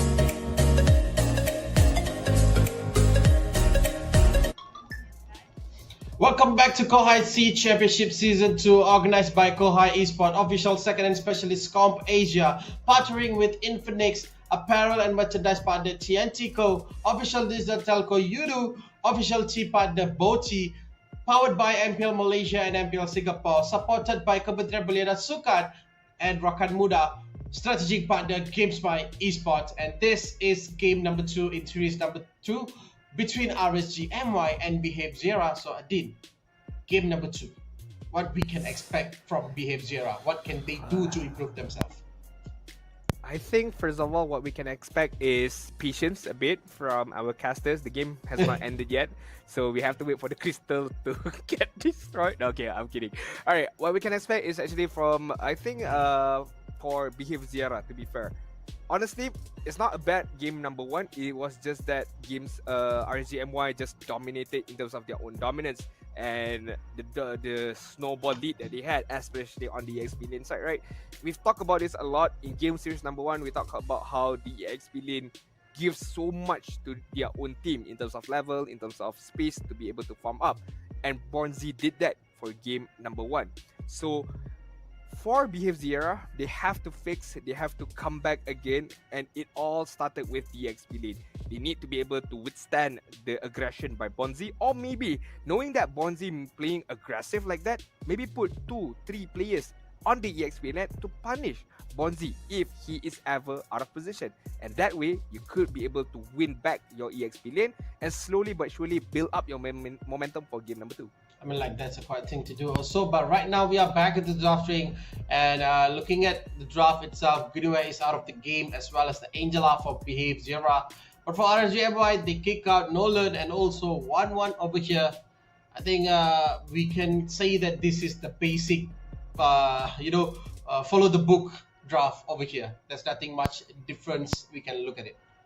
Yeah, I mean, not much different, not even surprised to be fair, between both of these teams, RSGMY as well as Behave XIERA. The Queen, the Angela supports are being banned out. I feel like both of these teams, not sure. I was gonna say either one of these teams is gonna pick up the Balmond, but I guess that is a non-factor right now because Balmond has been banned out by Behave XIERA. It opens up a lot of pieces to be picked up. One of it is Joy. We haven't seen a lot of Joy tonight, but then again we cannot able to see it again because it has been banned out by RSGMY, and Arlot is a quick pickup by Behave XIERA. Okay, I think having the Arlot early itself is not the best choice for me, because one of the stuff about Arlot is once you get the Arlot at the early pick, you can always counter him with Matis, Yuzong, and heroes like that. And there comes one of the best counter that I have seen to face Arlot, Fredrin. He's going to be taunting it again and again, and you can't even move with your vengeance. Of course, I mean, with the energy eruption and now with the help of Matilda as well to bring that Fredrin into that team fight or back out of team fight, it's gonna help the Fredrin a lot. But then I think Arlot still have the capability to go on the back line. I think that is the main prioritization for Arlot, to be able to go behind, to be able to go on the back lane, to be able to destroy the opponent marksman in team fight in terms of objective. Definitely the biggest job scope of Arlot is to disturb the retribution holder, and right now I'm guessing it's gonna be the Fredrin to be able to use the final slash to distance the Fredrin away from the neutral objective could be the main idea by Arlot. Now they put on top of that with the Netherrealm and Blazing Duet. It makes up a very good AOE team fight for Behave XIERA as of now. I mean, like, looking itself, it is good, it is nice, looking quite strong for the first three. But Valentina coming in. Okay, the question is for you, Adin. Who do you prefer to steal? Is it Arlot's final slash or Farami's Netherrealm? 100% Netherrealm right here. If it's in this situation, Netherrealm provides you a lot more. The fact that you have a Matilda with the healing itself, with the Flask of the Oasis later on, Fredrin is gonna be unbeatable. Fredrin cannot die. Even if Fredrin dies, the Netherrealm is gonna help him out a lot, trying to secure the neutral objective, or as you mentioned, to be able to be the frontliner, to use the energy eruption to crowd control everybody on the side of Behave XIERA. So not only that, I mean, we haven't seen the gold laner yet for RGMY, but the Netherrealm will also help Loliels to be able to save himself, or to be able for Loliel to go even further up ahead, be more aggressive onwards to Behave XIERA. And that is why they are kicking out Brody once again. And right now the last choice for them, maybe Bruno will be kicked out again. But if Bruno is opened up, I'm sure that Loliel will go for the Bruno pick as well. But this is the last ban from both of the teams, and Minotaur will be out of it, because one of the greatest combo with the Faramis and also with the Cloud is Minotaur as well. So they don't want this Minotaur, going around here and there, knocking every single one out of the game. And right now, the last ban from Team Behave will be most probably another marksman. Most probably another marksman. Bruno is still available to be banned out. 1-1 has been banned out by RSGMY. But then again, RSGMY, when I take a look at Lolials, I do remember they do have like a secret pickpocket strat they can use, which is the Harith. The Harith Gulin can be used if they ever want to pull it out. But carry is going to be the main idea of banning by Behave XIERA. I like the ban.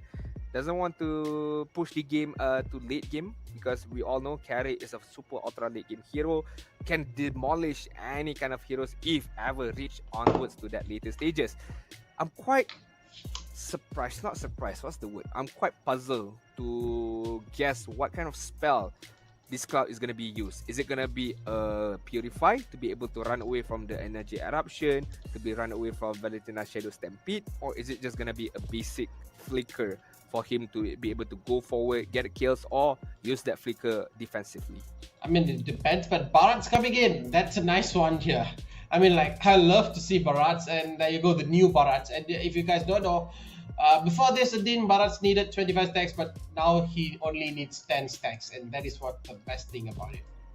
And not only that, the fact that now Barats can maintain the stacks even better. Just basicing attack, be able to secure or maintain the stacks. Doesn't even need to use his skill, which allow himself to be more playable in this current patch, in this current meta. I would like to see more Barats being used.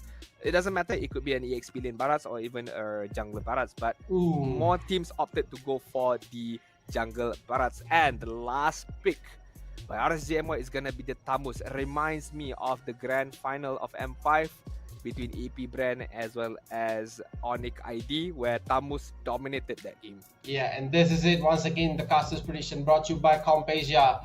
And we on the English desk for the first two games, we are on the same page. And this time, BM casters are on the same page as well. And for the Indonesian casters, they're going to go for the Behave XIERA and RSG as well. They are split up. But I think with the RSG, we can say that the experience that they bring in to the table, and that is one of the main reason why we are going for the RSG, as well as we saw game number one, how good they were. They dominated with the Bonzi on the EXP lane. But on the second game, what is their win condition? I think for RSGMY, their win condition could be the same as game number one for Tamus, by Bonzi to dominate his own lane and to rotate even much faster onwards to the turtle side, onwards to any particular team fight, to be the frontliner. And not only that, what Tamus possesses, right, is kind of somewhat similar like Martis. He's quite tanky, he's quite agile as well, and possess good amount of damage and very, very tanky. That combination of tanky as well as can deal a lot of damage is within Tamus. So I'm expecting Bonzi to, again, as game number one, open up the map, open up the game, so that Lolia is not being pressured, Izanami is not being pressured, for them to be able to get farm, and overall then only can be helped to give out damage to Behave XIERA. And right now we will be driving into the game number 2. This is the deciding game. Are we going for a 2-0 or a 2-1? And we will look at RSGMY playing the same as well as them. And both of the teams are doing pretty much good in the early game as well. I definitely agree with you right there. Again, just would like to introduce the players. We have Stormski, Vanogo, Izanami, Bonzi, as well as Lolial. Meanwhile, on the side of Behave XIERA, we have G7, Kidzi, Vel, Wira Ricky, and Code TZ. Right now, Wira Ricky is going to be using the Barats, to be fair, up against the Fedrin jungle. I kind of missed the days of Barats, but right now with the changes that the Barat has, his own ultimate, the Turn Out to Welcome, is a skill shot base. So does Wira Ricky have the capability to use that? I mean, like, if you don't want to miss the Detona's Welcome in using Barats, make sure you guys get the GT10 Pro. And look at that! Wira Ricky tries to secure the first blood, but Lolials managed to clinch off the game, but he is still alive. And there you go. The first blood goes for Behave XIERA, or Chuba. Not be able to survive, and I think Stormski should be dead here, managing to run away still. Doesn't have the flicker, but a very, very good first game initiation, the early game initiation by Behave XIERA. Get the kill onwards to Lolial, give up a lot of farm to Kidzi as well, but they have to forego the first turtle and the first turret. I mean, like, taken as well by Behave XIERA. I mean, like, look at that, the amount of things that they are losing. The Barat is losing the buffs, the turtles, and also the overage. Is it worth it, Adin? in this context, I think it's still okay, not too bad, because they are funneling the goal for quickly. But before that, Wirariki are in deep trouble. Oh, Wirariki once again comes through with the Detonas welcome, but the Netherlands will be saving the Bruno out of the game. And look at Kidzi, he is all alone and he tries to survive as well. And here comes another Netherlands from the original Paramis to save them out. Bonzi, I can look him walking tall over there, rotating from the bottom to the top. I mean, like, both of the teams are doing pretty well with the drop. They understand what are the win conditions for them. I hope that they do that very well. 8k goal lead for RGMY, 9k goal lead for XIERA, difference of plus minus 400 to 500 goal as of now. I think XIERA should have what it takes to at least pump up a bit their own aggression up against RSGMY. Nonetheless, for those of you who are watching, make sure you guys share this live stream. It doesn't even matter where you guys watching, Facebook, TikTok, it doesn't matter. Make sure you guys share so all of us can witness the milestone being achieved, and you guys are gonna reap the benefits of 11.6k diamond for our first milestone. Yep, and goes off with the fourth milestone. Make sure you guys get it, and 20k diamonds. And right now, back into the game. Looking at the way the game is going, I think RSGMY just downed a gear of their gameplay. They just play pretty slow, but Nego gets a beautiful pick off, and Bonzi comes to the side. Straight away jumps into the faces of the XIERA. Here comes the final slash on top of Izanami. They will be fighting back again. What a way to guide the team fight without the Netherrealm. This is a big team fight for them, and they will stay passive in this game. That is a beautiful kite take over there, Adin. Showing the prowess and the experience of an NPL team, knowing when to kite the abilities, knowing when to go, when to back off as well. This shows the dominance of RSGMY, but XIERA, props to them. They know that they have to fight within the Nether Realm, and they did that. It's just that the opponent knows what it takes to counter initiate out of that particular team fight. As of now, Izanami is gonna get chased by Wirariki, but doesn't matter, still holds the Nether Realm. I mean, like, one of the things that they are losing focus is letting Lolius farm alone. And we, as a people that watching RSGMY for a long time, we know the capability of Lolius. He can easily come back if he is let alone. So I think XIERA need to put an eye on him as well. In the game, I look at Bonds. He is just crippling down kids. I mean, like, he can't even do anything against this Thanos. I mean, even if he does anything, the benches is gonna get pop up, so the Pegidua is just gonna have a 0 to affect this Thanos later on. Speaking of which, Thanos is gonna get chased by 5 members as of now. Oh, look at that! They are with the Tanas welcome, and look at Bonzi. Bonzi going off the way around. Izanami is all alone over here. They actually trying to get a pick off, but look at that. Benego with the beautiful appraisal right gets one. They got 2, and right now they are going for the Kitski, but Kits is going out of the game as well right now. Spomsky is all alone with Zanami. I mean, it's a good trade. I mean, it's a 1 for 2. I mean, I would go for it. And again, look at the top side. Lolia give the amount of space to be able to get that top side. Not even just 1 turret, 2 turrets, but Princess Seraph almost killing off the Faramis. Walks away with a slither of health. It's a domination by RSGMY. It's not looking good for XIERA. Wirariki could be the next domino to fall. I mean, like, Wirariki is all alone. He may be a dinosaur, but he is nothing faced in the 4-man rush on top of him. And they will take down this small dinosaur.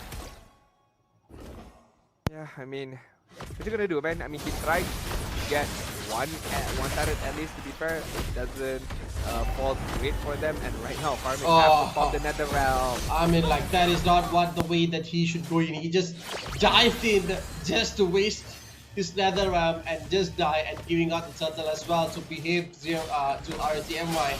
Behave XIERA. Once again, I can feel that they are falling apart. They were looking strong in the early game, but right now when the time goes on and on, it is not good for them, Adin. I mean, again, Turtle Slain brought to you by Com Asia. RSGMY hat-trick of Turtles. dominating in terms of goal lead, dominating in terms of map control. XIERA, I have to agree with you right there, Frost. They were doing well in the early stages, but as the time progresses, they are crumbling apart, collapsing apart. Nothing is working well for them. It doesn't look like they are synchronizing well. The communication is quite off. And RZMY is just going to try their best to use whatever advantage that they have to push the envelope up against XIERA. Right now, XIERA will be engaging into another team fight. The Trust World Cup is still in the hands of XIERA. And look at that, both of the teams are going in and out, fighting each and every single one. Flicker from J7, and this is the time for the Trust World Cup. Beautifully done, but the spade is not hit on anyone, and that didn't start around Bonzi with the vengeance, dealing tons of damage. And there you go, Lolial will be securing 1 kill. And look at that. This is why I told them, keep an eye on Lolial. He is level 10 and Kid C is level 9. The difference. Not only that, I mean, you did mention about the winning factor for RZMY. Now that the game has been progressing, a lot of team fight has been done.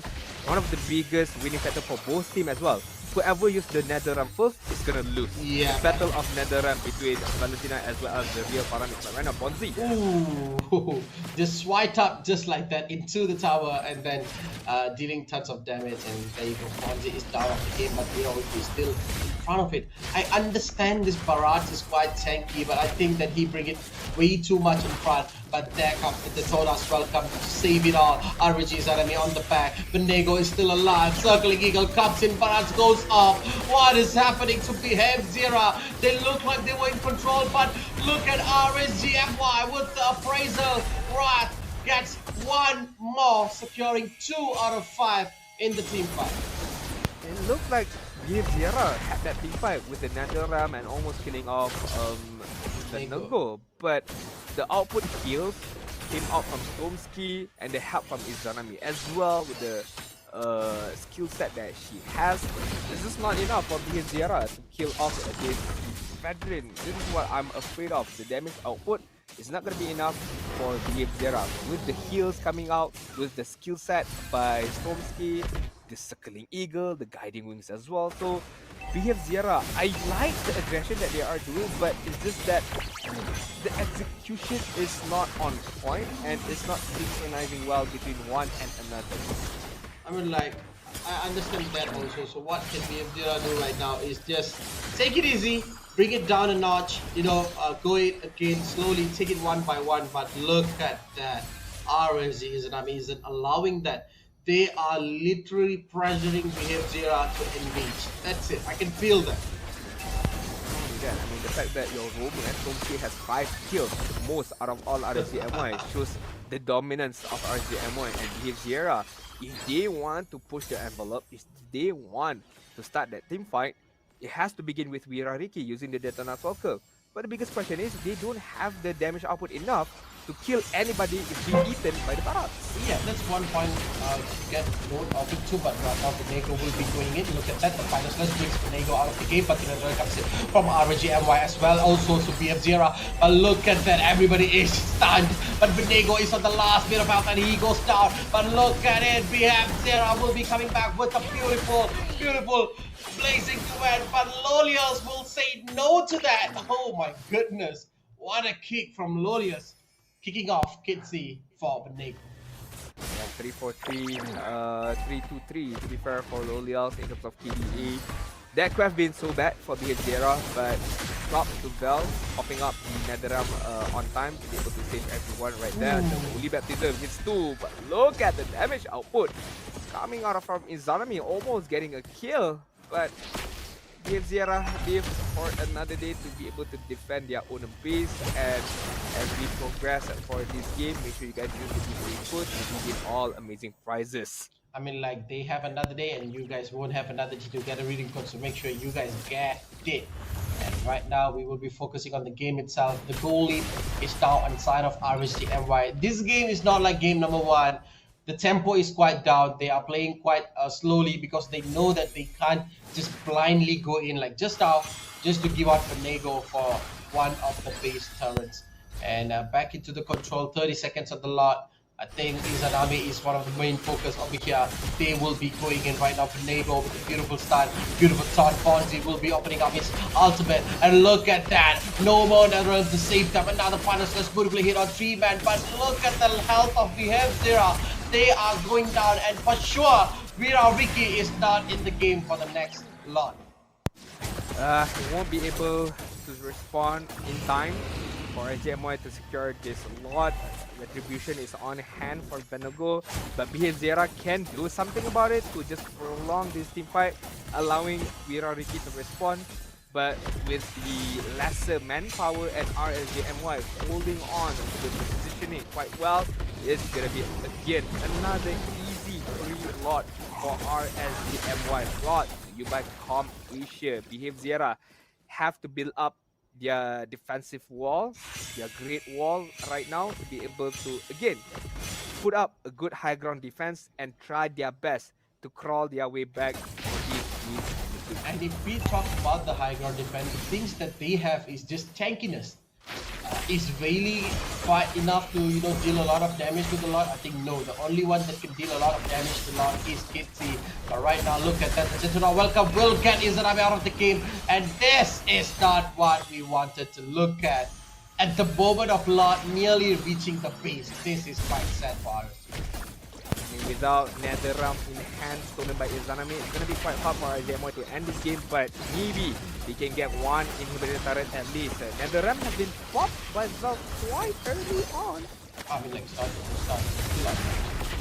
Okay. I thought it was popped just now.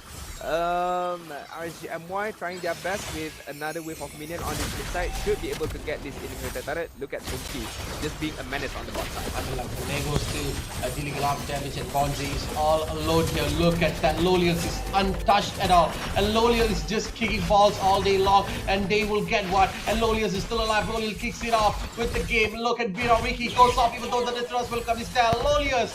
Nobody was focusing on Lolius on the team fight, and that has cost them a big loss.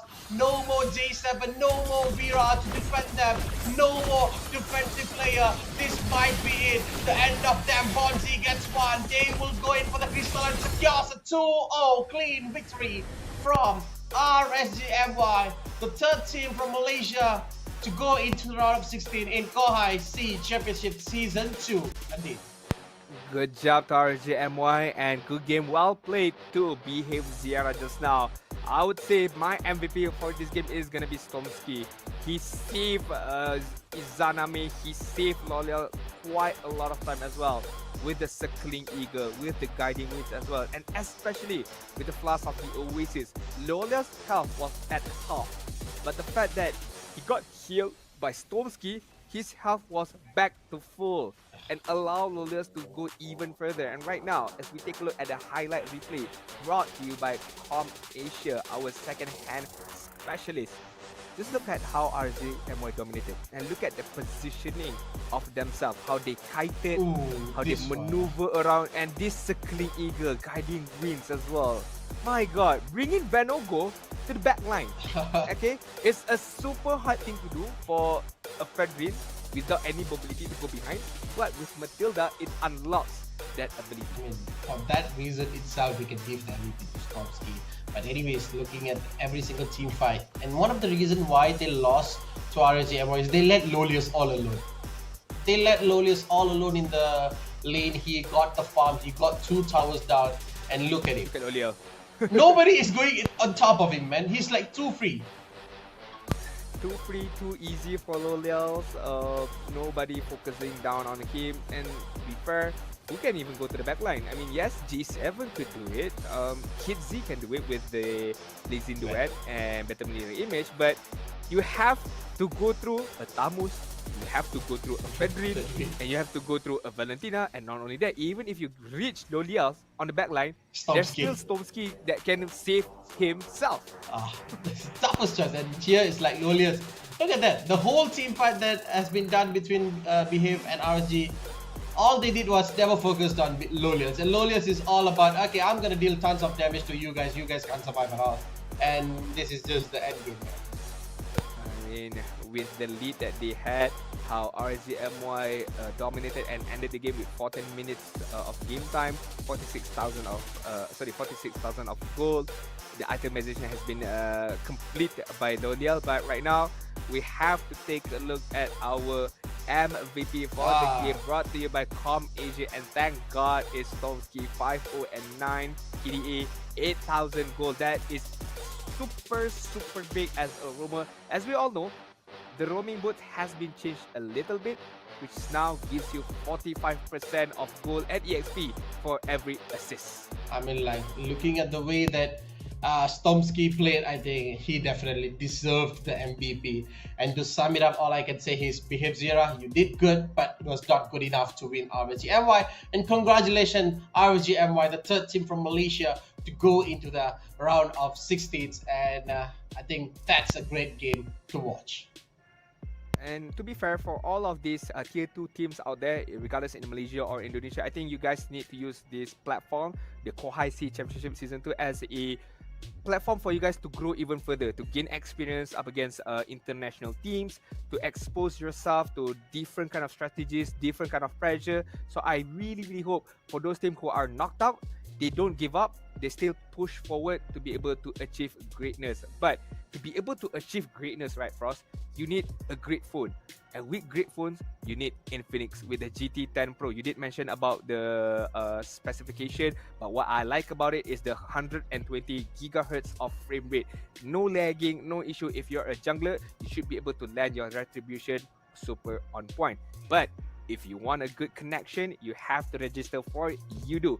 Make sure you guys register with Yudo. There's a lot of amazing prizes, a lot of amazing giveaways from Yudo as well. And did you know that Yudo and Com Asia has collaborated? If you register to Yudo, you guys can get yourself or win yourself a 100 ringgit voucher of Com Asia. But it's limited to 200 customers only. So make sure you guys be quick, be fast, register on Yudo, claim that 100 ringgit voucher, and get yourself a second-hand phone that is optimal, being checked by Com Asia. I mean, like, to end it off, to top it off, all I can say is we started with 32 teams. Now we only have 24 Adin. It's like so close to the next stage, just 24. And I think that's it from me and Adin. Before everything, thank you, our organizer, Kohai Esports, official second-hand specialist, Comp Asia, partnering with Infinix, apparel and merchandise partner, TNT Co., official digital co, Yudo, official tea partner, Boti, powered by MPL Malaysia and MPL Singapore, supported by Kementerian Belia Sukan, Rakyat Muda, strategic partner, Kohai Esports, and I am Frost, and next to me is Adin. It's a good day, and it was a good series of 2 games, and we will meet you guys tomorrow, but there's a surprise. Tomorrow we will start at 1. Ooh, very early. Yeah. We have a lot of matches. Or are we expecting all of it to go 3-0? 3-2. 2-1. My bad. It's a best of 3. Are we expecting all of it to go 2-1, 2-1, 2-1? So I'm not too sure. But we still have a couple of powerhouses still within the tournament. We haven't seen the likelihood of Alter Ego. We haven't seen the likelihood of Homeboy Syndicate as well. A new faces for Homeboy Syndicate. So I can't wait, and especially I want to see more out of all these teams. As we progresses, a lot of teams are adapting well to the patch, and we can see the true meta for this current patch. What is going to be the hot pick? What is going to be the hot ban? But as of now, I don't see much changes. Yes, a few Barats, Balmer here and there, but you can still see Arlot, you can still see Nolan, you can still see Gwyn within the tournament itself. I mean, like, if that is it, I mean, make sure you guys on the viewer side follow our live stream pages, which is on Instagram, TikTok, YouTube. Turn on the notifications. Make sure you guys receive all the notification for our live streams as well. And also, with that, we're gonna end it, and also we're gonna say goodbye to everybody.